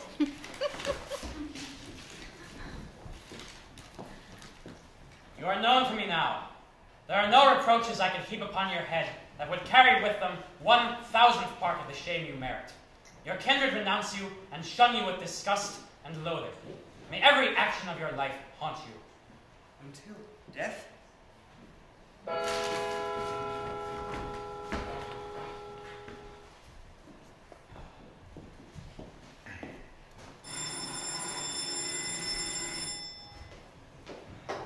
Smike meets Kate and Mrs. McNickleby. With the help of Newman Noggs, Nick established his mother and sister in apartments. Smike, we are home. Home. Kate, this is the faithful friend and affectionate fellow traveler whom I have prepared you to receive. I have long been anxious to meet you and to thank you for comforting my brother so greatly in your shared trials. He is my only friend. I would lay down my life to help him. I trust you will find he is no longer your only friend.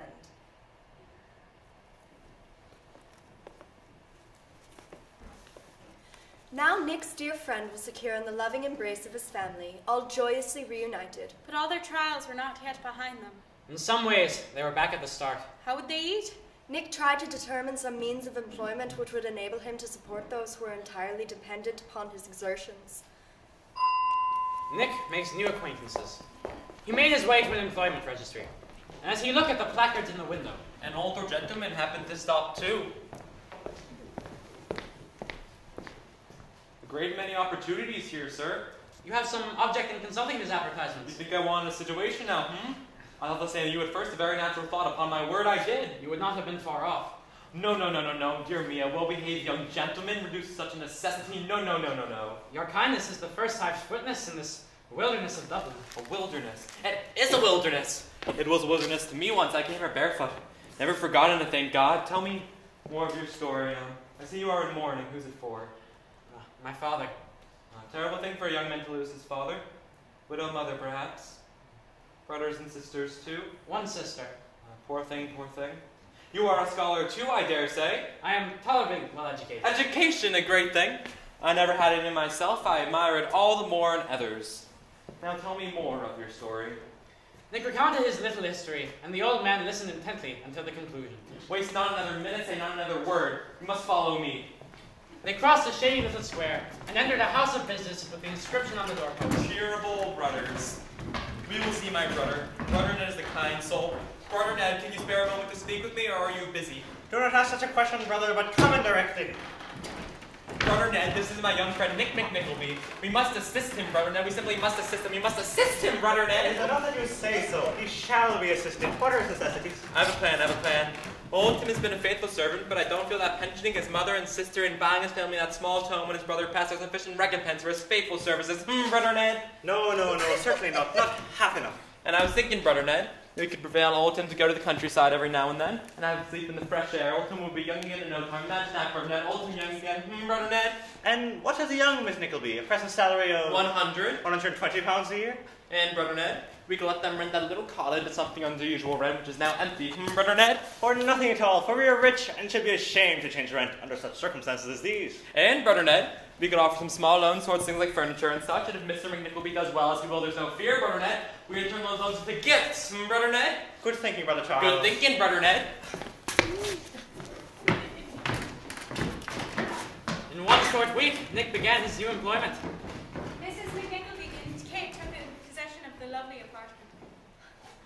All was bustle, light-heartedness, hope. The tales of Rafe McNickleby's malice. And throwing some light upon Nicholas's love, Your uncle has been here this morning. Yes, here in this very room. He would listen to neither reason, feeling, nor justice. But Brother Ned was hard upon him. He came to complain to you. To fill our ears with calumnies and falsehoods. He came on a fruitless errand, and went away with some wholesome truths in his ear besides. Brother Ned, Mr. McNickleby, Brother Ned is a perfect lion. How can I ever thank you for your faith, trust, and loyalty, all in excess of your many kindnesses? By keeping silent upon the matter, dear sir. You shall not be wronged, and nobody belonging to you shall be wronged.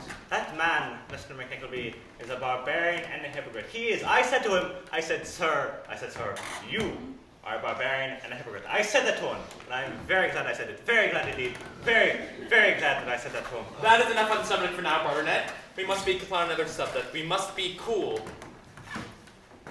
I am about to employ you on a very confidential and delicate mission. The object of this mission is a young lady. A young lady, sir? A very beautiful young lady. She was in this room once. She was in a fainting fit. Do you remember? I remember it very well indeed. In fact, Nick had no sooner seen her than he had fallen in love and had been thinking of her ever since. She's the daughter of a woman who, when she was a beautiful girl herself and I was very many years younger, I loved very dearly. You may smile to hear a gray-headed man talk about such things. I had no such inclination. She married her choice, and I wish I could say she was happy in life as I always hoped she would be, but she was not happy. 12 months before her death, she came to me. Her spirit sadly altered, her heart broken due to ill usage. Her profligate husband readily availed himself of any funds I offered her, but I would have poured money freely as water if I meant to give her one moment's peace. She was a girl the last time I saw her. I didn't see her again until that time when you saw her too. Her father hides to avoid his creditors, reduced between sickness and poverty to the verge of death, while this poor, delicate creature braves privation and degradation for the purpose of supporting him. Cannot she be persuaded to leave him? She made a pledge to her father on her deathbed. She would not leave her father. We have come to the conclusion that the best course of action in these matters is to make a feint of purchasing her little drawings at a high price, keeping up a constant demand. But we have need for a dealer in the situation, and we have decided that it will be you. Her father knows me, my brother Ned, and our nephew Frank. In you we have seen the quality of character that befits a man of such position. You are the man, sir. All this time, there hovered upon the tip of Nick's tongue a confession avowing the true state of his feelings. But had not these gentlemen the right to his heartiest efforts in support of their benevolence toward this needful lady?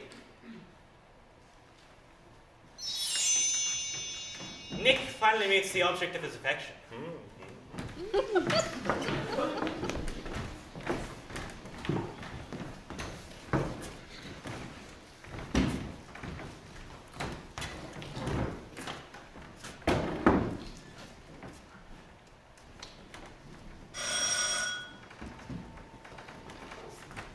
It was a shabby house outside, and neither did the inside contradict the outward promise. Madeline, who is this? I believe... You always believe. You there, what do you want? I called about a pair of drawings.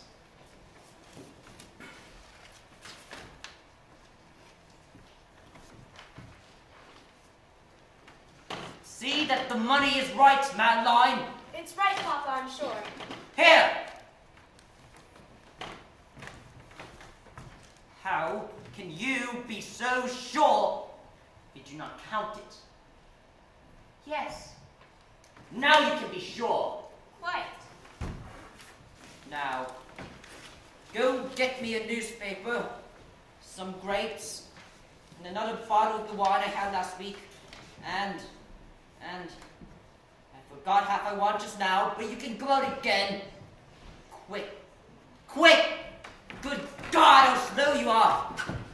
When shall I call again? You need call in a week. She'll have new articles for you then.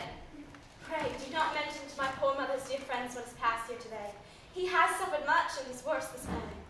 You have but to hint at a wish, and I will hazard my life to gratify it. You speak hastily, sir. Truly and sincerely, I am not skilled in disguising my feelings, and if I were, I could not hide my heart from you. Forgive me if I say too much, but your faithful servant, Miss Gray.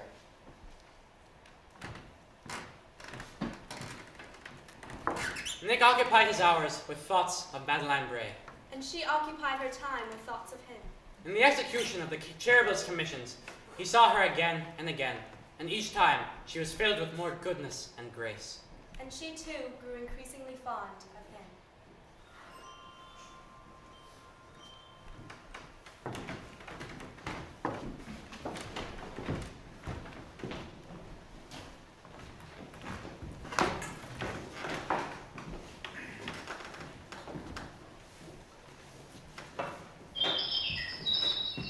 Love also visits Kate. Mrs. McNickleby and Kate continue to live in peace and quiet. Agitated only by their anxiety for Smike himself, whose health, long upon the wane, had accelerated in decline. Mr. Frank Cheeryble, nephews to the good brothers Cheeryble, happened, by some conjunction of circumstances, to be passing the McNickleby's door at least 3 times a week. He's the most attentive young man I ever saw, Kate. Attentive, Mama?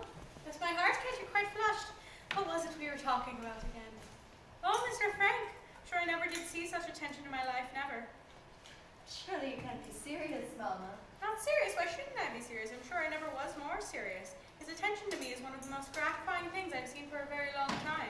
You don't often meet with such behavior in young men. Oh, attention to you, Mama, yes. But I worry for his health. For a young man, Mr. Cheeryble is not a very great walker. I observe he generally requires a good long rest when he's come only as far as this. Where's my friend going? I'm very tired. Go rest then, dear son. He is the strangest creature. Last Tuesday, was it Tuesday? Yes, to be sure it was. You recollect, Kate, the very last time the young Mr. Cheeryble was here. And Smike went off in just the same strange way at the very moment the knock came to the door. Any further reflections on this fruitful theme were abruptly cut short by the arrival of Mr. Frank Cheeryble.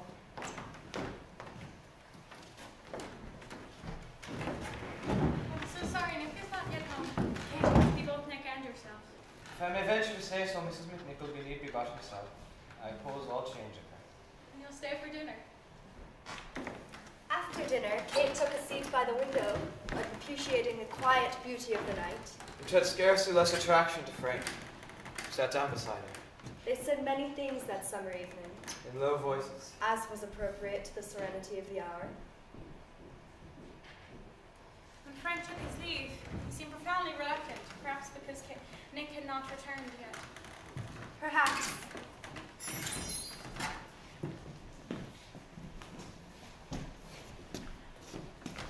When Nick returned, he found his friend in a troubled and troubling state. Dear friend, please tell me the cause of these fits of melancholy.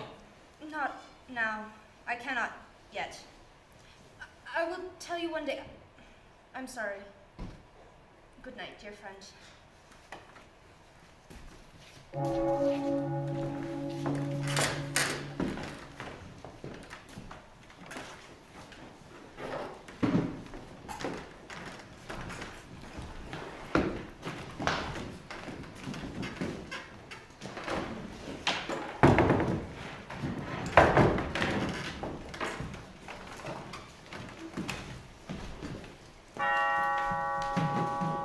The project of Mr. Rafe McNickleby and his friend becomes unexpectedly known. From Mr. Rafe McNickleby.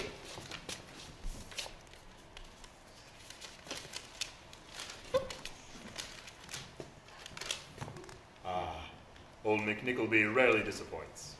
I saw Bray this morning and proposed the day after tomorrow for the marriage of his daughter, Madeline. He will scarcely outlive the wedding. Both he and his daughter are unaware that under the terms of her grandmother's will, she is to receive a substantial inheritance upon her marriage. She gives her hand in exchange for the cancellation of all her father's notes of debt to me, debt that you will recompense me for upon receipt of the inheritance that, as her husband, you shall control.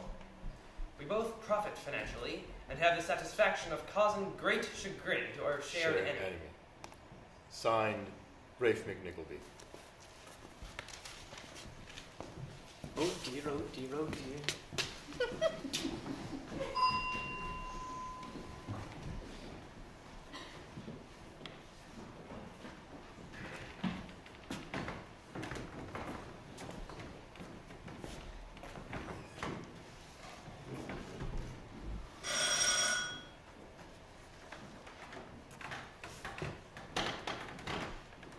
Now, sir, what do you want? Miss Bray wants payment, and as my employer is absent from Dublin, I was hoping I could have a few words with her. Well, you may tell your master that my daughter condescends to employ herself no longer in such labors as these. We don't live upon his money, as he flatters himself we do. And this, the independence of a man who sells his daughters for his debts. Why, you shop boy! Sakes, remember, sir, he is ill.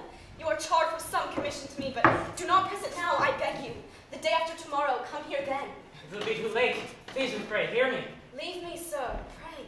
I beseech you to resist the fearful course to which you have been impelled. I am impelled to this course by no one, but forward of my own free will. You have a duty to discharge, and so have I. Report this to my dear friend and benefactor. Think of your poor mother who made so poor a choice. I think of the deathbed promise I made to my mother to care for my father. I do not love this gentleman. This he knows, and knowing still offers me his hand. By accepting it, I can prolong my father's life and relieve an innocent man from the burden of assisting one who has depended too long on his charity. What can I do to save you? Nothing. May God be with you, sir, and my grateful heart and blessings.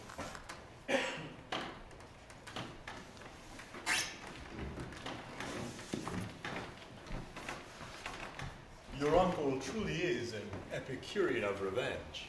What could bring me greater satisfaction than your present misery? If you're a man to whom I could appeal with any hope of touching his compassion or humanity, I would beseech you to consider the youth, the filial devotion, the innocence of that excellent lady. But I take the only grounds that can be taken with such men as you, and ask what is your price? Miss Bray has many friends who would coin their very hearts to save her in such a fate as this. No matter the price to be had, I'd have that dainty chick for my wife, and cheat you of her young, smooth face. Do you think she'll miss you? Do you think she'll weep? I like to see her weep. She looks prettier in tears. Villain! Thief! What are you doing? You already have a price upon your head. If they catch you, they'll hang you. To sing of the delightful party your uncle and I will host with front seats before the scaffold. Now run, if you have any reason to live.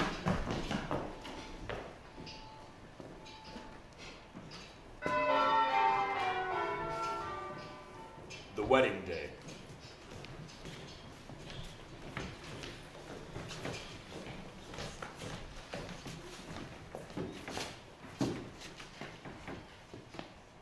One would think this was more a funeral than a wedding. She was ill last night, crying in her room. Now she is dressed and quiet. Not likely to delay us by any drama, fainting, or so forth. No, she may be trusted. But look at that man. It seems a cruel thing. What seems a cruel thing? I ask you, McNickleby, as a man of this world, do you think I should advise her to accept the proposal? Surely not. So I told her last night, and today, I'll bring her down.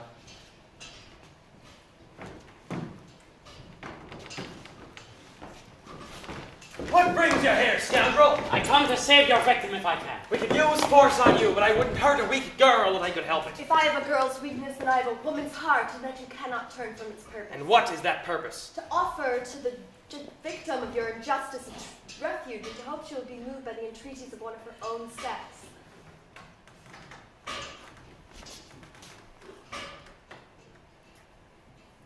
He's dead.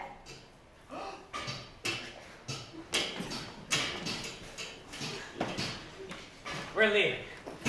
This man claims his wife, and he shall have her. Not if you were 50 men. My curse on you, boy! What is a curse or blessing from a man like you? And now all the structures you've built over your ill-spent life are crumbling into dust.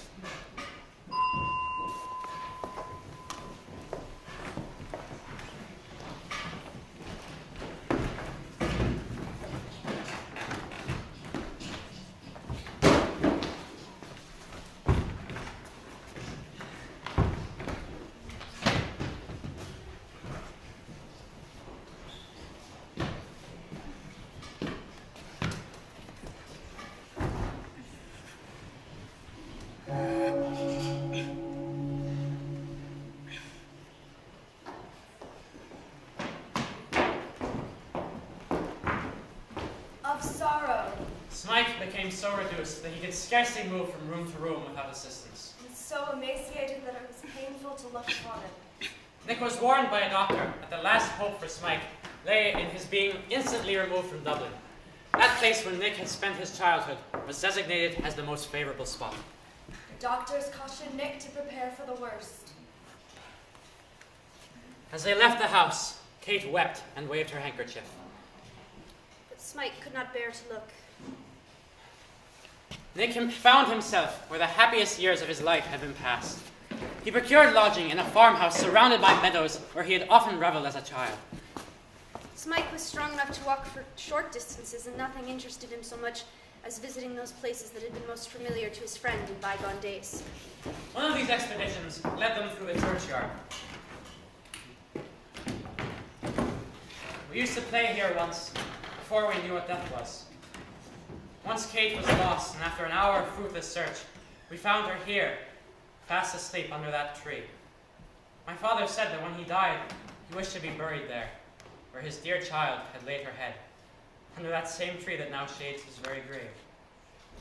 You see, his wish was not forgotten. Promise me, If I can, I shall.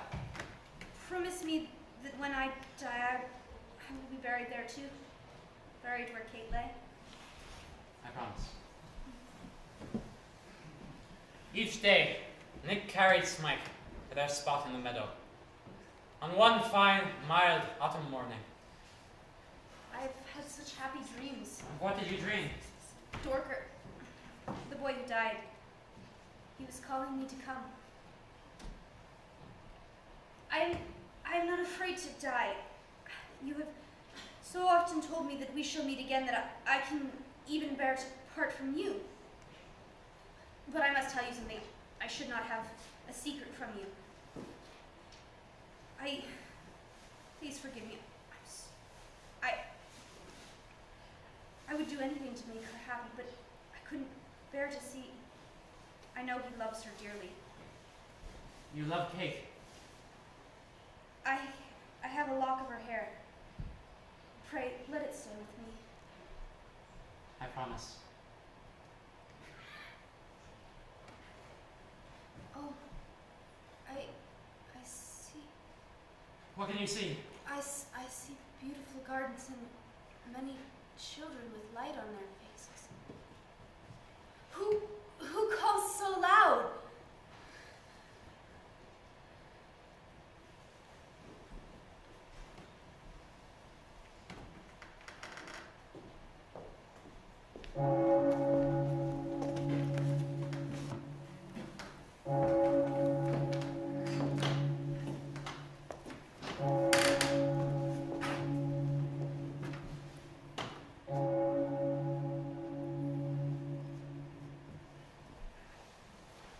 Oh, Danny boy, the pipes are calling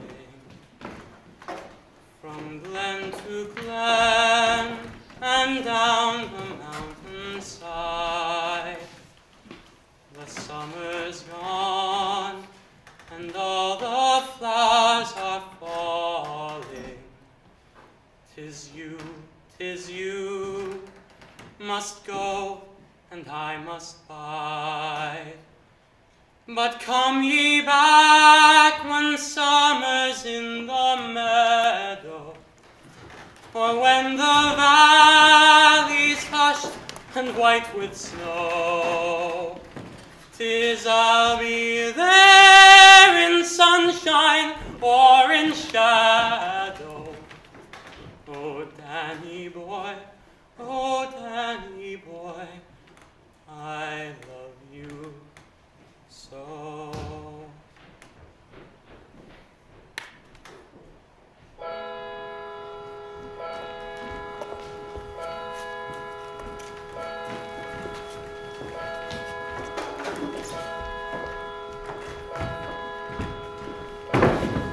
The reckoning.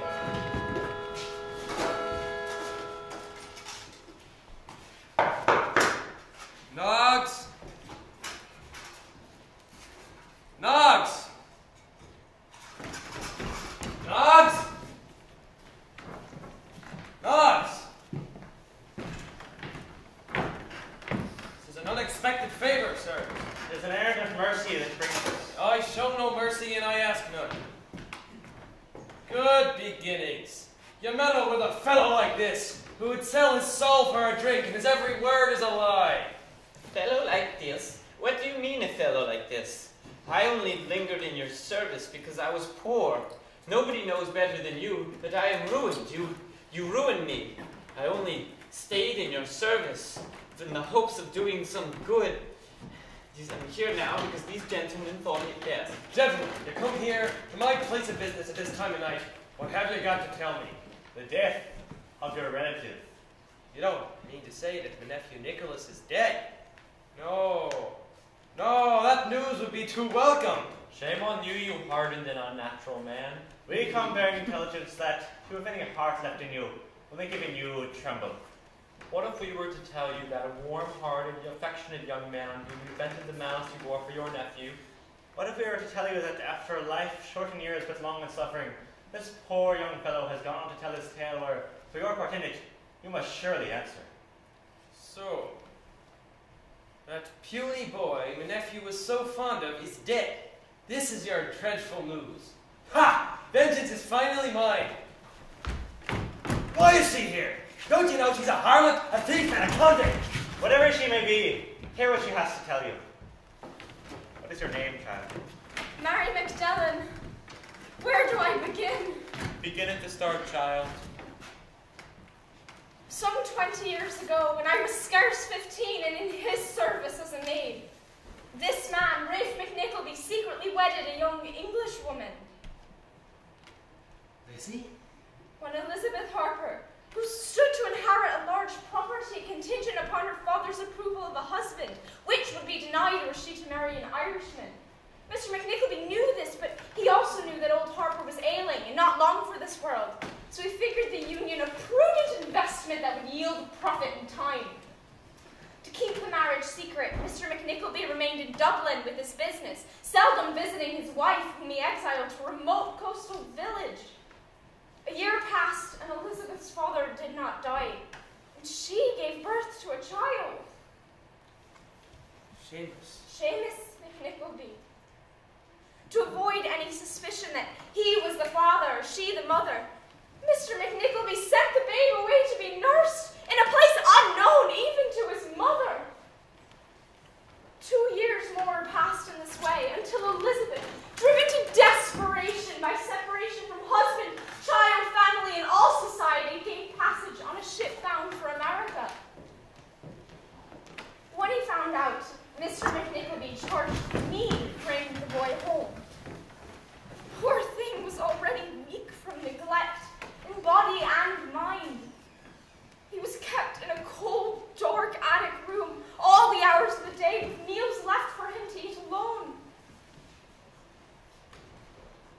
Once, when Mr. McNickleby was away on business, I summoned a doctor who said that the child must be given fresh air and sunshine, or he would die.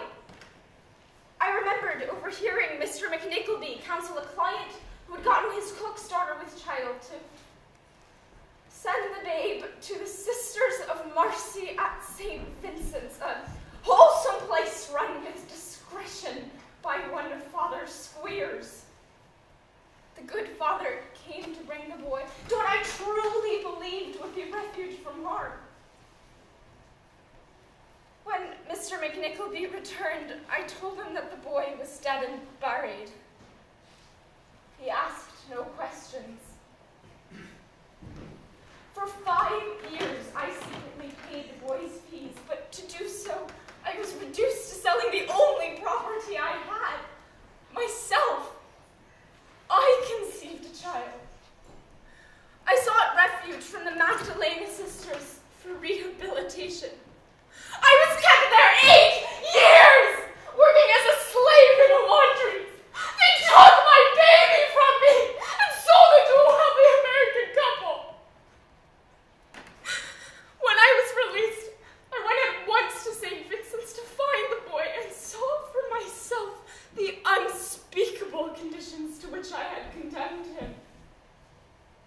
I was relieved to learn that he had escaped, and to my amazement, with someone who bore the name of the boy's own father. Many times I tried to speak to Mr. McNickleby, to tell him that his own son was alive and in the care of a relation, but he turned me away and would not hear me, not for a moment, not in the name of God. When, with the help of Mr. Knox, I finally found the younger Mr. McNickleby, I learned that only days before the boy had died.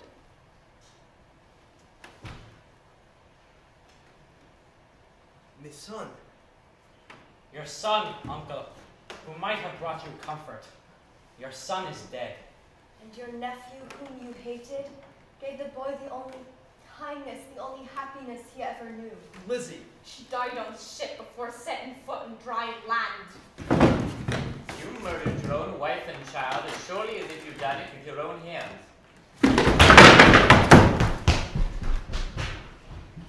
I offer no excuses for myself. Dear Miss McDellin, your acts were driven by compassion and desperation. No friends, no family, no money, shown no charity even by those who had sworn holy oaths to give it. Any woman would have suffered the same fate. Many have. May God forgive me. God is forgiveness.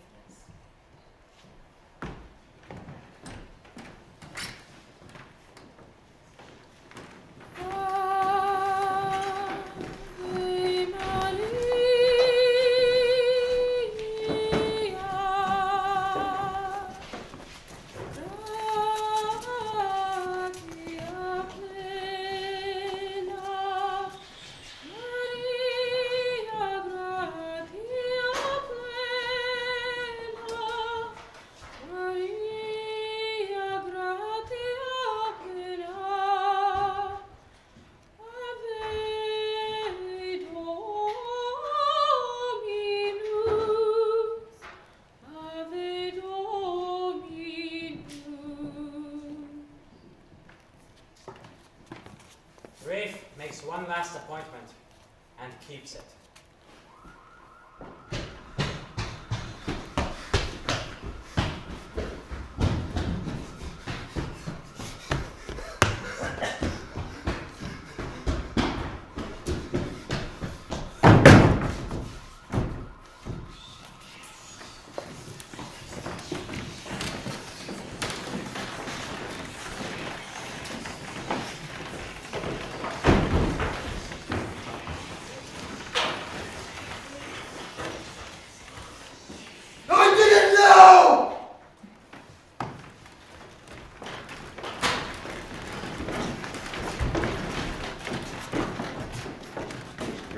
McNickleby climbed to the top of the house. To the room where his son had slept. Rafe sat and tried to see as his son had seen. His eyes went up to the highest part of the ceiling. Were firmly fixed into one of the beams was an iron hook. That hook must have frightened me.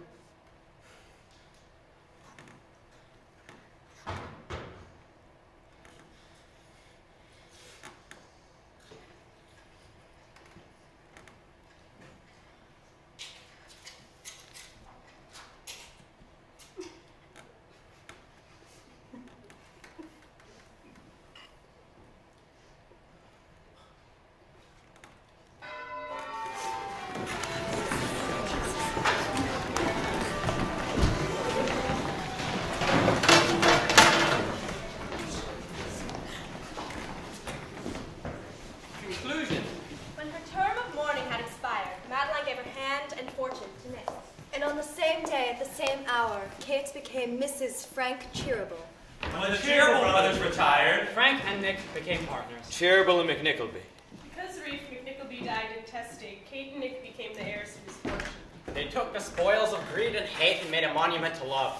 School where Christ's teachings were taught with love. And discarded children were not only given shelter and nourishment, care and comfort. It was here that the children of St. Vincent's went. When Father and Sister Squeers were arrested and sentenced to a life of hard labor. It was here that Mary Magdalene, through penitence and good works, found forgiveness and peace. And was herself found by her own lost daughter.